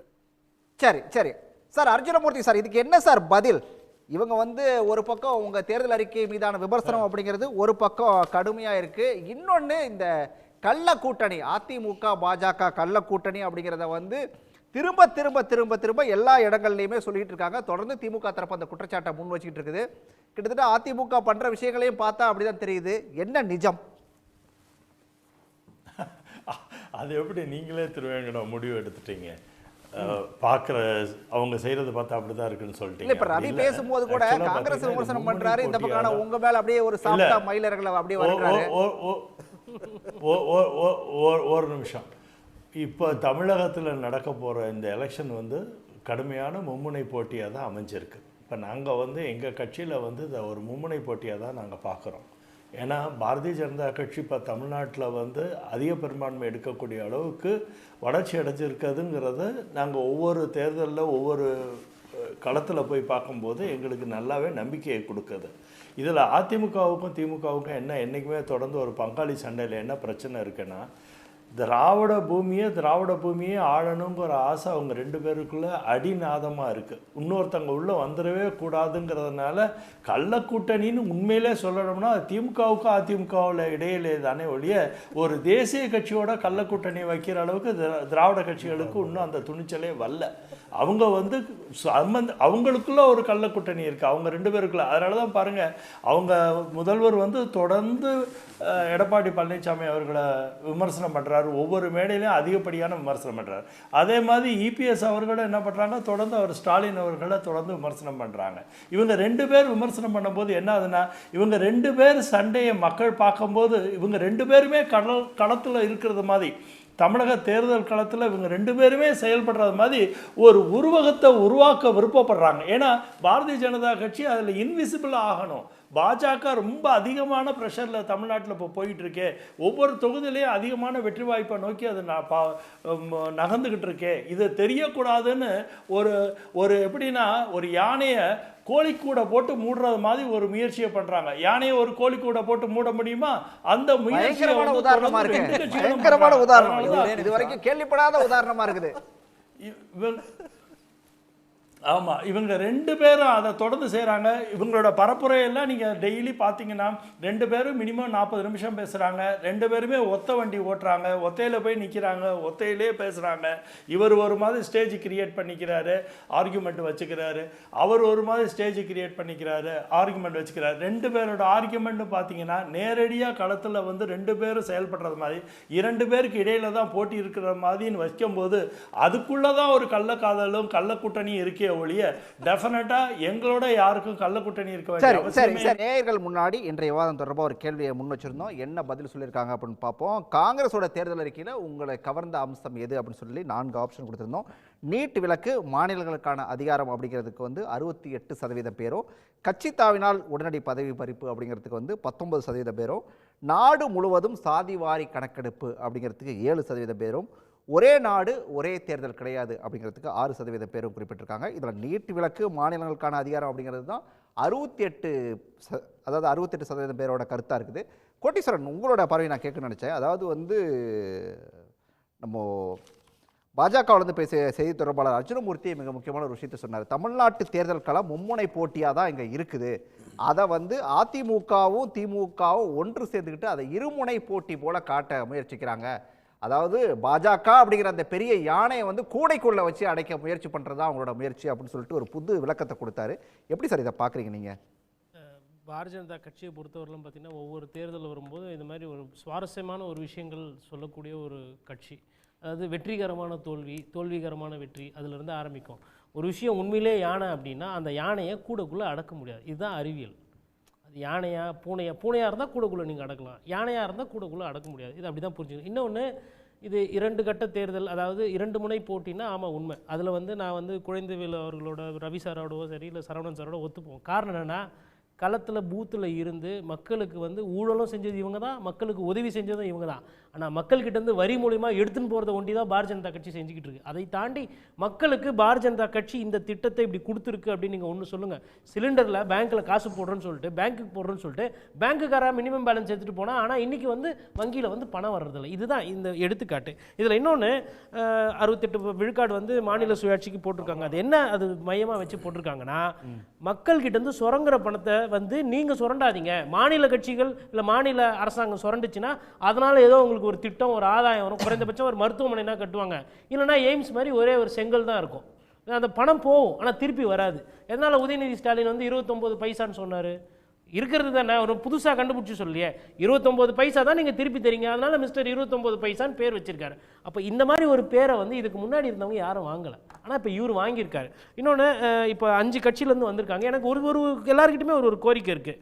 பிஜேபி வந்து அசுர பெரிய கட்சி அப்படின்றாங்களே, பிரதமர் அவர்கள் ஜி ஜின்பிங்கை பற்றி ஏன் ஒரு வார்த்தை கூட பேச மாட்டாங்க? அருணாச்சல் பிரதேசத்தில் இருக்கிற இடத்துக்கு இல்லை பக்கத்தில் இருக்க இடத்துக்கு சைனாக்காரங்க பேர் வைக்கிறாங்க. இந்தி நமக்கு பிடிக்கும், ஏன் இந்தியிலே சைனாவில் இருக்கிற ஒரு சில இடத்துக்கு பேர் வைக்கலாம்ல? ஏன் ஜி ஜின்பிங்கை பற்றி கடுமையாக ஒரு விமர்சனம் பண்ண மாட்டேறாங்க? எப்போ பார்த்தாலும் ராகுல் காந்தி மோசம், இந்திரா காந்தி மோசம், நேரு குடும்பம் அதை பண்ணிட்டாங்க, 60 வருஷம் வரலாறுலாம் பேசுகிறீங்களே, இப்போது பக்கத்தில் நாடு பிரச்சனை அப்படின்ற மாதிரி அவங்க பண்ணுறாங்க. அப்போ சைனா விஷயத்தில் இவர் வந்து பேசுறதே கிடையாது, ஜெய்சங்கர் தான் பேசுறாரு. இவர் ஏன் இவங்க இப்போ பேசினதெல்லாம் பேசுனாங்க, இவங்க எதெல்லாம் பேசுறதில்ல ஒவ்வொரு தலைமை ஒவ்வொரு கட்சின்றதை நான் இப்போ இந்த ரவுண்டில் சொல்கிறேன். அப்போ அவரை பொறுத்தவரை மோடி அவர்கள் ஜி ஜின்பிங் பற்றி பேசுறதே கிடையாது. அடுத்து ஐயா திரு எடப்பாடி பழனிசாமி, சிவி சண்முகம் அண்ணன் சொல்கிறாரு, இப்போ 10 வருஷம் என்னப்பா பண்ண, வேலை கொடுக்கல, அத்தை கொடுக்கல, இத்தை கொடுக்கல, அவர் நல்லாவே விமர்சனம் பண்ணுறாரு. அதே மனநிலையில் ஏன் வந்து எடப்பாடி பழனிசாமி பேச மாட்டாரு? ஒற்றை விரலால் ஓங்கி அடிப்போன்னு சொல்கிறீங்களா? அப்போ நீங்கன்னா மோடியை ஓங்கி அடிங்க, எனக்கு ஓட்டு போடுங்க, இந்த ஆட்சி அகற்றுங்க, மோடி ஆட்சி வேண்டாம் அப்படின்னு சொல்றாரா? இல்ல மோடி ஆட்சி வேண்டாம் செல்லூர் ராஜோ பேசுற அளவுக்கான விமர்சனத்தை எடப்பாடி இருந்து நம்ம எதிர்பார்க்க முடியல. தூக்கத்துல கூட அது எதிர்ப்பு நினைக்கிறாரா இல்லையான்னு தெரியல. இவ்வளவு கள்ள கூட்டணி அப்படின்ற அளவுக்கு இப்போ விமர்சனம் ஆயிருக்கு. லாஸ்ட் 10 நிமிஷமா வெறும் கள்ள கூட்டணி கள்ளத்தை பத்தி தான் பேசிக்கிட்டு இருக்கோம். இந்த நிலைமை இந்த மாதிரி விமர்சனம் வரும்போது கூட அவர் மௌனமா இருக்காரு. அவர் சொல்லட்டுமே, அதிமுக வந்து பாரதிய ஜனதா கட்சி ஆட்சியில இருந்து இறக்கும், மோடி அவர்கள் பிரதமரா வர விட மாட்டேன்னு சொல்லட்டுமே, சொல்ல மாட்டாரு. அப்ப அவரு அதை பேச மாட்டேன்றாரு. அதுக்கப்புறம் ஐயா செந்தில் பாலாஜி ஊழல்வாதி, இவர் குற்றவாளி, அப்படி இவர் வந்து இவர் மோசமான மனிதர் சொல்லிட்டு முதலமைச்சர் சிஎம் ஸ்டாலின், இன்னைக்கு முதலமைச்சர் அன்னைக்கு எதிர்க்கட்சி தலைவர் சொன்னார். ஏன் அவர் நல்லவரானார், புனிதரானா, ஏன் அந்த மனமாற்றம் அவர் பேச மாட்டார் அதை பற்றி. அதுக்கப்புறம் காங்கிரஸ் கட்சி இப்போ பேசியிருக்கார் நண்பர், அவர்கள் மூலியமா நான் ஒரு கோரிக்கை வைக்கிறேன். சுங்கவரி ரத்துன்னு ஏன் உங்க வாயிலிருந்து வர மாட்டேங்குது? பார்க்குறோம், வைக்கிறோம், பண்றோம் அப்படின்ற மாதிரி கோடு போட்டே சொல்றீங்களா? அப்ப மக்களை சுரண்டதெல்லாம் பத்தாதா? நீங்க திருப்பி ஆட்சி வந்தாலும் இன்னும் சுரண்டணும்னு உங்களுக்கு மனசுல இருக்கா? சுங்கவரியை பத்தி ஏன் பேச மாட்டேன்றீங்க? அதே மாதிரி நீட்டு தேர்வு தமிழகத்துக்கு தேவைப்பட்ட விலக்கு, மாநிலத்துக்கு தேவைப்பட்ட விலக்குன்றீங்க. விலக்குன்னு முடிவு பண்ணீங்களா? மொத்தமா ஒட்டுமொத்த இந்தியாவில் விலக்கு பண்ணுங்க. எந்த தனியார் நிறுவனம் சம்பாரிச்சுன்னு போறதுக்கு அந்த மாதிரி தேர்தல் அறிக்கையில் அந்த கோடு போட்டு பேங்க் மாதிரி ஸ்டார் போடுறீங்க? இது காங்கிரஸ் கட்சி கேட்கிற கேள்வி. விசிக அண்ணன் முன்னாடி வேட்பாளர் பேசிட்டு போனார், சமூக நீதியெல்லாம் பேசுவார், நிறைய பேசினார் அண்ணன். வேங்கை வயலை பற்றி வாயை திறக்கல, 1.5 வருஷம் ஆக போகுது, இன்னும் ஒரு கைது நடக்கல. மலத்தை கலந்தாங்க குடி தண்ணி இல்லை, மனிதனா இதை ஏற்றுக்க முடியுமா? 2வது மேல் பாதியில் கோயிலில் போக முடியல. இவர் இருக்கிற தொகுதி பக்கத்திலே நடக்கிற விஷயம், அண்ணன் இதை பற்றி பேசுறதே இல்லை. அப்போ இவங்கெல்லாம் பாருங்க, இது வந்து நான் மக்கள் ரீதியாக பேசுகிறேன். எல்லாரும் அரசியல் கட்சிகள் பண்றாங்க, அவங்களுக்கு வேணுன்றதை பேசுறாங்க, மக்கள் தான் சிந்திச்சு அவங்கள காப்பாற்றிக்கணும். ரைட். 4 பேருக்கு 4 கேள்வி முன் வச்சுட்டீங்க. ரவி கிட்ட ஆரம்பிச்சிடறேன், ஒவ்வொரு நிமிஷத்தில் முடிச்சிடலாம், நேரமும் இல்லை. உங்களுக்கான கேள்வியை முன் வச்சாரு கோட்டீஸ்வரன், முன் வச்சாரு உங்களுக்கான கேள்வியை. ஏன் வந்து மோடியை ஏன் வந்து விமர்சனிக்க ஆட்சியில இருந்து அகற்றுவோம்னு சொல்ல மாட்டாங்க? அப்படி ஏன் சொல்றதில்ல சார்? எங்களுக்கு அது டார்கெட் இல்ல சார், மக்களோட அண்ணா ஒத்துக்கிட்டாரு. இருங்க, நான் என்ன சொல்றேன், மோடி வேண்டும் மீண்டும் மோடி சார், அப்படி கிடையாது, அதுக்கு அர்த்தம் அப்படி கிடையாது. நான் என்ன சொல்றேன், எங்களுடைய கோரிக்கைகளை நிறைவேற்றி கொடுக்குற அரசு எதுவாக இருந்தாலும் எங்களுக்கு ஓகே. மக்கள் பிரச்சனைகளை நாங்கள் ஹைலைட் பண்ணி பேசுறதுக்காக தான் பார்லிமெண்ட் எம்பிஸ் இங்கிருந்து போகிறோம். நாங்கள் ஒன்று பிரதமர் ஆகிறோம், வேற துணை பிரதமர் ஆகிறோம்னு சொல்லிட்டு நாங்கள் போகலாம். ஒரு நிமிஷம், அதை போல இருங்க, அவசரப்படாதீங்க. கோட்டீஸ்வரன் இவ்வளோ நல்லா எல்லாம் பேசுறாரு, கரெக்டாக பேசுறாரு, நியாயமாக பேசுறாரு. ஏன்னா சில விஷயங்கள் பார்த்தீங்கன்னா கோட்டை விட்டுறாரு. என்னன்னா, இங்க 1000 கொடுக்கறதுக்கே சீக்கி அடிச்சிட்டு இருக்காங்க, அவன் 1 லட்சம் கொடுக்குறேன்னு சொல்லிட்டு இருக்கான். இது நடைமுறைக்கு சாத்தியமா? சாத்தியம் இல்லையா? அதை பத்தி பேச மாட்டேங்கிறாரு. சரி இருங்க, அப்புறம் டோல்கேட் வரியெல்லாம் எடுத்துறேன்னு சொல்றாங்க. டோல்கேட் எல்லாம் போட்டே ரோடெல்லாம் நாசமாகி கிடக்குது, எந்த கேள்வியும் யார்ட்டையும் கேட்க முடியல. ஆனா மொத்தமா எடுத்து விட்டுட்டேன்னா என்ன கன்றாவதி ஆகும், நாடு எவ்வளவு நாசமா போகும், அதை பத்தி பேச மாட்டேங்கிறாரு. சரிங்களா? இலவசம் இல்லாத ஒரு அரசாங்கம் ஏன் நீங்க அமைக்க முடியாது? உங்களுடைய நலத்திட்டங்களை சொல்லி நீங்க ஆட்சிக்கு வாங்க அப்படிங்கறத பத்தி ஒரு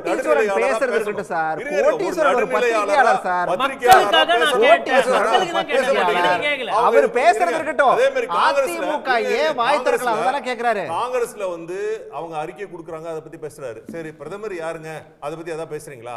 பிரதமரை வந்து நான் ராகுல பிரதமர் ஆக்குவோம், ராகுல் வந்து இப்படி ஆட்சி பண்ணுவாரு, அப்படி ஆட்சி பண்ணுவாரு, ஏதாவது சொல்றாங்களா? யாருமே வாய் திறக்கிறது இல்ல, யாருமே வாய் திறக்கிறது இல்ல. சரியா? இதுக்கு முன்னால அவர் ஏதாவது பிரதமரா இருந்திருக்காரா? இல்ல. சரி, வேற யார் இருந்திருக்காங்க, அவங்கள பத்தி ஏதாவது பேசுறீங்களா? அதை பத்தி பேச மாட்டீங்க. 10 வருஷமா ஆட்சியில் இல்லையே, ஏன் ஆட்சியில் இல்ல? அப்படி மோசமான விஷயத்தை என்ன செஞ்சீங்க?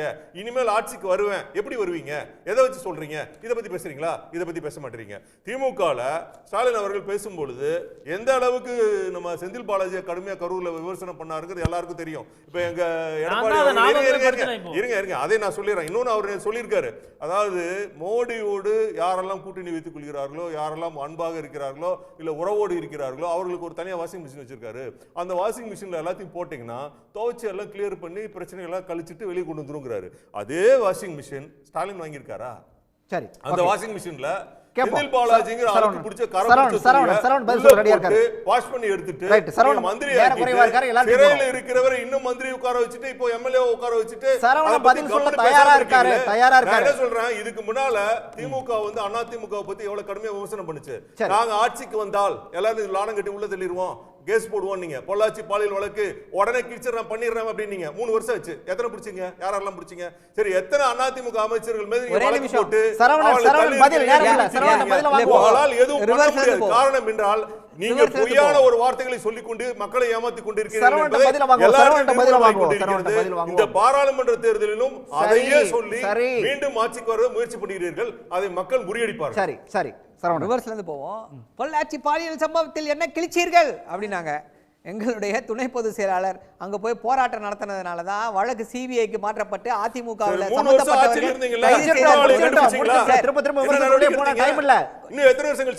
நிறுத்துங்க கொஞ்சம். சிபிஐ வழக்கு எப்படி வந்து தமிழ்நாடு போலீஸ் விசாரிக்கும்? சிபிஐக்கு மாத்திட்டாங்க, பயந்து போய் ஆட்சி மாற்றம் போதுன்னு சொல்லிட்டு. அப்புறம் என்ன, எதுக்கு இது மாதிரி தேவையில்லாம இடைமறித்து தவறான தகவல்களை சொல்லி பேசி குழப்பிட்டு இருக்கிறீங்க? அதே போல அண்ணன் பேசும்போது என்ன அர்ஜுனமூர்த்தி அண்ணன் சொல்றாரு, என்ன சொல்றாரு, நாங்கள் வந்து யானை அப்படின்னாரு. ஐயா, நீங்க யானை இல்ல, கோட்டீஸ்வரன் சொன்ன மாதிரி நீங்க பூனை. உங்களுக்கு கூனை தேவையில்லை, சாக்கு போதும். தமிழ்நாட்டு மக்கள் சாக்குல கட்டி அடுத்த இதுல கொண்டு போய் விட போறாங்க. உங்களை இந்த ஏரியால வேண்டாம் நீங்க அப்படின்னு சொல்லி கொண்டு போய் விட போகிறார்கள். இப்போ பாஜக தலைவர்கள் வந்து என்னன்னா, இப்ப அவர்களுடைய இது என்ன அப்படின்னா, திரு அண்ணாமலை போட்டி போடுறாரு, திரு எல் முருகன் போட்டி போடுறாங்க, திரு நயினார் நாகேந்திரன் போடுறாங்க, அக்கா தமிழிசை போட்டி போடுறாங்க. இப்ப என்னன்னா போட்டி என்னன்னா, இவங்க 4 பேர்ல யாரு வந்து ஜாஸ்தியான ஓட்டு வாங்க போறாங்க அப்படின்றதுதான் போட்டி. இன்னைக்கு திரு நயினார் நாகேந்திரன் அவர்களுடைய சம்பந்தப்பட்ட அந்த 4 கோடி ரூபாய் பணம் பிடிபட்டது கூட சமூக வலைதளங்கள் என்ன தெரியுமா சார் சொல்றாங்க, திரு அண்ணாமலை வந்து டிப் ஆஃப் பண்ணிட்டாரு இந்த மாதிரி போதுன்னு சொல்லிட்டு, அதனாலதான் போய் கரெக்டா போய் புடிச்சு கொண்டு வந்தாங்க, அவ்வளவு பெரிய கூட்டத்தில் அந்த 4 கோடி ரூபாய் பணத்தை கொண்டு வந்தாங்க அப்படின்னு சொல்லி சமூக வலைதளங்களிலே பரவலாக போயிட்டு இருக்கு. இது ஒரு விஷயம். இன்னொரு விஷயம் என்ன அப்படின்னா, இன்னைக்கு வந்து தமிழ்நாட்டுடைய முதல்வர் ஒரு முக்கியமான அறிவிப்பை வெளியிட்டு இருக்கிறார். தொழில்துறை அமைச்சர் வேண்டுகோளுக்கு இணங்க கோயம்புத்தூர்ல ஒரு வேர்ல்ட் கிளாஸ் கிரிக்கெட் ஸ்டேடியம் கொண்டு வரப்படும் அப்படின்னு சொல்லி ஒரு முக்கியமான அறிவிப்பை தமிழ்நாட்டுடைய முதல்வர் வெளியிட்டு இருக்கிறார். இப்போ என்ன பண்ணணும், அங்கே வந்து வேட்பாளராக திரு அண்ணாமலை இருக்காரு அப்படின்னா அவர் என்ன செய்திருக்க வேண்டும், இதை வரவேற்கிறேன், உடனடியாக நீங்கள் செய்ய வேண்டும் அப்படின்னு சொல்லி வரவேற்கணும். அப்போதான் அவர் வந்து கோயம்புத்தூருக்கு நல்லது செய்வார், நல்லது நினைக்கக்கூடியவர்னு சொல்லலாம். ஆனா அவர் என்ன பேசுறாரு, என்ன கருத்தை சொல்கிறார் திரு அண்ணாமலை? என்ன சொல்றாருன்னா, நீங்களாம் கட்ட முடியாது சார், உங்களெல்லாம் கட்ட முடியாது, அது உங்களுக்கு வந்து பஸ் ஸ்டாண்டே கட்ட முடியாதுன்னு. ஐயா, கட்டுறதை பத்தி நீங்க பேசாதீங்க. 6-8 வருடங்கள் ஆகி எய்ம்ஸ்ல ஒரு செங்கலை கூட கட்ட முடியாத நீங்கள் தமிழ்நாட்டுடைய முதல்வரை பற்றி அவர் செய்ய முடியுமான்னு கேட்காதீங்க. 15 மாதங்கள்ல உலகமே வியக்கக்கூடிய அளவுல வந்து கலைஞர் நூலகம் எங்க மதுரையில, பல்நோக்கு மருத்துவமனை 1000 பெட்டட், 3 ஸ்டோரி, 6 ஸ்டோரிஸ், 3 பிளாக்ஸ். எப்போ 1000 எவ்வளவு நாள்ல கட்டினோம்? 18 மாதங்கள்ல கட்டினோம். யாரை அதுக்கு கூப்பிட்டோம்னு நினைச்சோம்?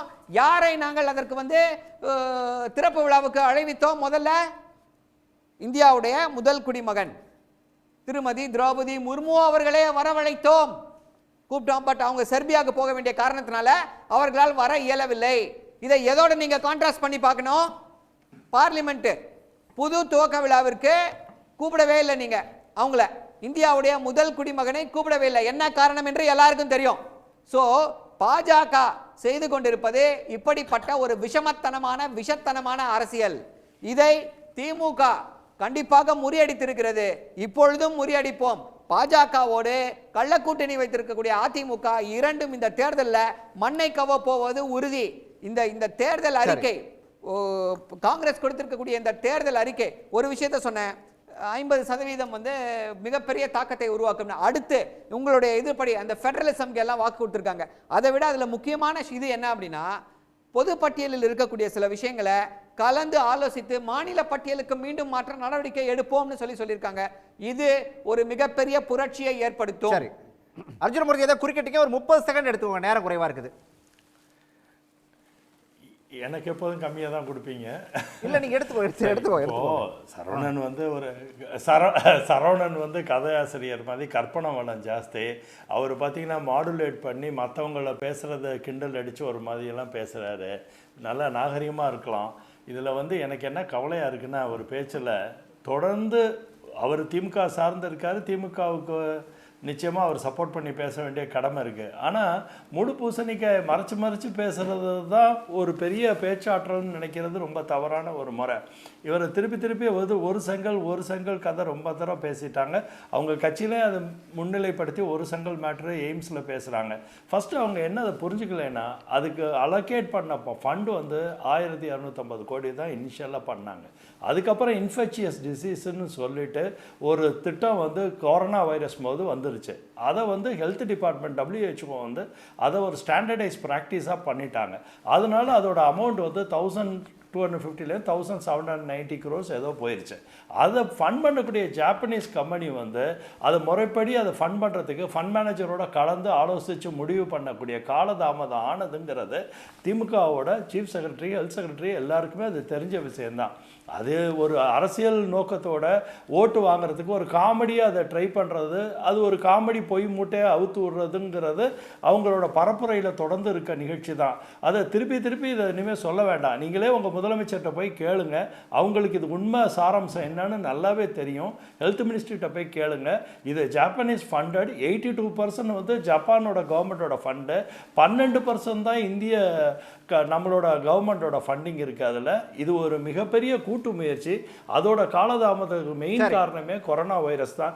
மீண்டும் இதை இன்னொரு தடவை அதை பேச வேண்டாங்கிறது என்னோட தாழ்மையான வேண்டுகோள்.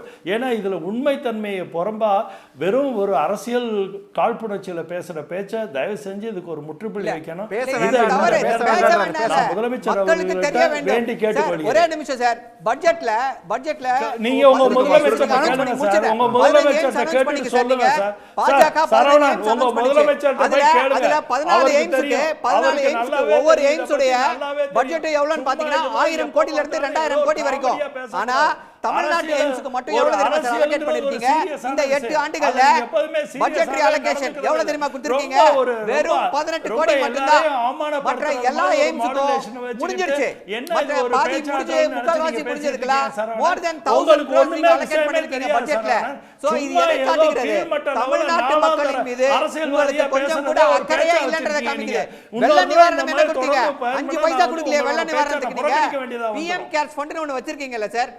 நீங்க கொடுத்த காசை 12,200 கோடி ரூபாய் நீ உங்களுக்கு செலவு பண்ணவே யோசிக்கல இல்ல சார். தமிழ்நாட்டு மக்களுக்கு ஒரு 200 கோடி கொடுக்கலாமே PM கேர்ஸ் ஃபண்ட்ல.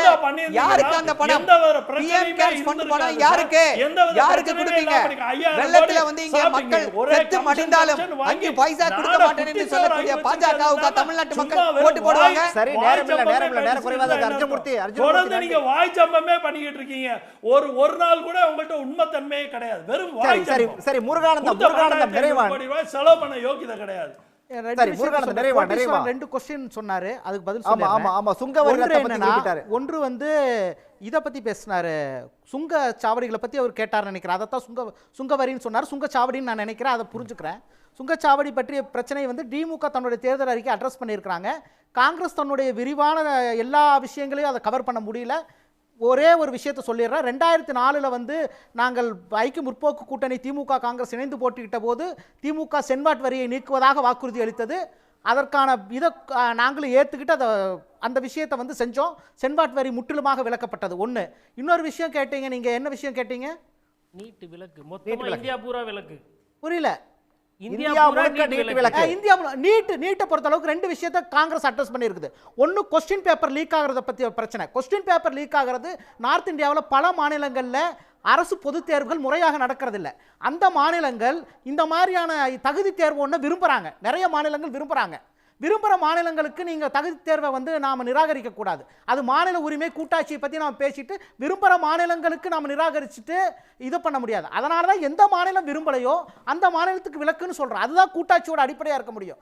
நீங்கள் நிறைய நார்த் இந்தியன் ஸ்டேட்ஸ் வந்து இந்த பிட் மாஃபியாவை தடுக்க முடியாமல் நுழைவுத் தேர்வு ஒன்று அவசியம்னு நினைக்கிறாங்க. அவங்களோட இன்எஃபிஷியன்சியை வந்து இது பண்ண முடியாமல் அந்த மாதிரி ஒரு தேர்வை வந்து மத்திய இதை நடத்தணும்னு நினைக்கிறாங்க. இதை பற்றி சில மாநில அரசுகள் வெளிப்படையாக பேசியிருக்கு. உச்சநீதிமன்ற வழக்குலேயும் அவங்க இதை பற்றி பேசியிருக்காங்க. அதனால் அவங்களுக்கு வந்து நம்ம எதையும் கம்பல் பண்ண முடியாது வேணாம் அப்படின்னு. அதே நேரம் விரும்பாத மாநிலத்துக்கு நம்ம கம்பல் பண்ணக்கூடாதுங்கிறதா பெடரலிசம் ஸ்டாண்டு. அதனால விரும்பாத இந்தியா தமிழ்நாடு மாநிலத்துக்கு நம்ம விலக்கு கொடுக்கிறோம். இதுதான் நியாயமான கூட்டாட்சி இதா இருக்க முடியும். அதாவது இந்த கேப் விட்டதுனால தான் சுப்ரீம் கோர்ட்டு போயிட்டு தமிழகத்தை ஒண்டி தனியா நாங்க டீல் பண்ண முடியாதுன்னு சொல்லி நீட்டை வந்து கன்ஃபார்ம் பண்ணி தமிழகத்துல திணிச்சிட்டாங்க. காங்கிரஸ் கிளியரா இருக்குது. இது ஒரு பாலிசி டெசிஷன். இந்த பாலிசியில வந்து நம்ம கிளியரா இருக்கிறோம். என்னன்னா விரும்புற மாநிலங்கள் நடத்திக்கிட்டோம். அது உச்சநீதிமன்ற டைரக்ஷன் படி தான் நீட் வந்து இதாச்சு. உங்களுக்கு நல்லா தெரியும் அது உச்சநீதிமன்ற டைரக்ஷன் இருக்குது. அப்போ என்ன காங்கிரஸ் என்ன சொல்லுச்சுன்னா நீங்க வந்து எந்தெந்த மாநிலங்களுக்கு நீட் தேவையோ அந்த மாநிலங்கள் நீட்டை நடத்திக்கலாம். எந்தெந்த மாநிலங்களுக்கு அப்படி ஒரு நுழைவுத் தேர்வு தேவையில்லையோ நடத்த வேண்டாம் அப்படின்னு லிபரலா தான் அனுமதிச்சு பிட் அடிக்கிறது இருக்குங்க. அத வந்து நீங்க அத வந்து தேர்வு வந்த காலத்துல இருந்து இருக்கு. இல்ல நீங்க சப்பா சொல்றீங்க. இல்ல இன்னொன்னு அடுத்து போலாம். இல்ல வரவேற்கிறேன். நீட்ட வந்து நீங்க எதிரி வரவேற்கிறேன். கோட்டீஸ்வரன் ஒரே விஷயம் சொல்லிடுறேன். நீங்க என்னன்னா நீங்க சொல்லியிருக்கிறீங்க நார்த் இந்தியாவில் அந்த பிரச்சனை இருக்கு. அதனால தான் நாங்கள் அதையும் எலெக்ஷன் மேனிஃபெஸ்டோட அட்ரஸ் பண்ணி வினாத்தாள்கள் வந்து லீக் ஆகிறதையும் பிட் மாஃபியாவையும் தடுக்கிறதுக்கு தனிச்சட்டம் இயற்றவும் சொல்லியிருக்கிறோம். அப்படி ஒரு சூழ்நிலை ஏற்பட்டு அது முற்றிலும் அடைக்கப்படுமானால் நீட் போன்ற தேர்வுகளுக்கு தேவை இருக்காது. பிரச்சனை அங்க இருக்கு. ரவி சார் வந்து எந்த பிரதமர் தமிழகத்துக்கு நல்லது செஞ்சாலும் நாங்க வந்து ஒத்துக்குவோம் வரவேற்போன்றாரு. ஒருவேளை ராகுல் காந்தி பிரதமரா வந்தாலும் அதிமுக ஏற்கும் அப்படின்னு சொல்லிட்டாருன்னா அப்ப இல்ல நீங்க எந்த பிரதமர்ன்றீங்க மோடியை வந்து நீங்க ஒத்துக்கிறீங்க ஏத்துக்கிறீங்க. ஏன் ராகுல் காந்தி சொல்றாங்கல்ல திமுக யார் வந்தாலும் ஏத்துக்குன்னு சொல்ல வேண்டியது அது சொல்ல மாட்டீங்களா? அவங்களே சொல்ல மாட்டேங்கிறாங்க சார். நீங்க சொல்லுங்க. நீங்க தான் சொல்லுங்க. நீங்க சொன்னீங்கன்னா மோடியோட கள்ள கூட்டணி இல்லன்னு ஒத்துக்குவாங்கல்ல. நான் தெளிவா சொல்றேன். அதிமுகவையும் திமுகவை நம்பிதான் மத்திய அரசு இருக்கிறது. மாநில கட்சிகளை நம்பிதான் வந்து மத்தியில் இருக்கக்கூடிய அனைவருக்கும் நன்றி. நன்றி, வணக்கம். உடனுக்குடன் செய்திகளை தெரிந்து கொள்ள சன் நியூஸ் பெல் ஐகானை கிளிக் பண்ணுங்க.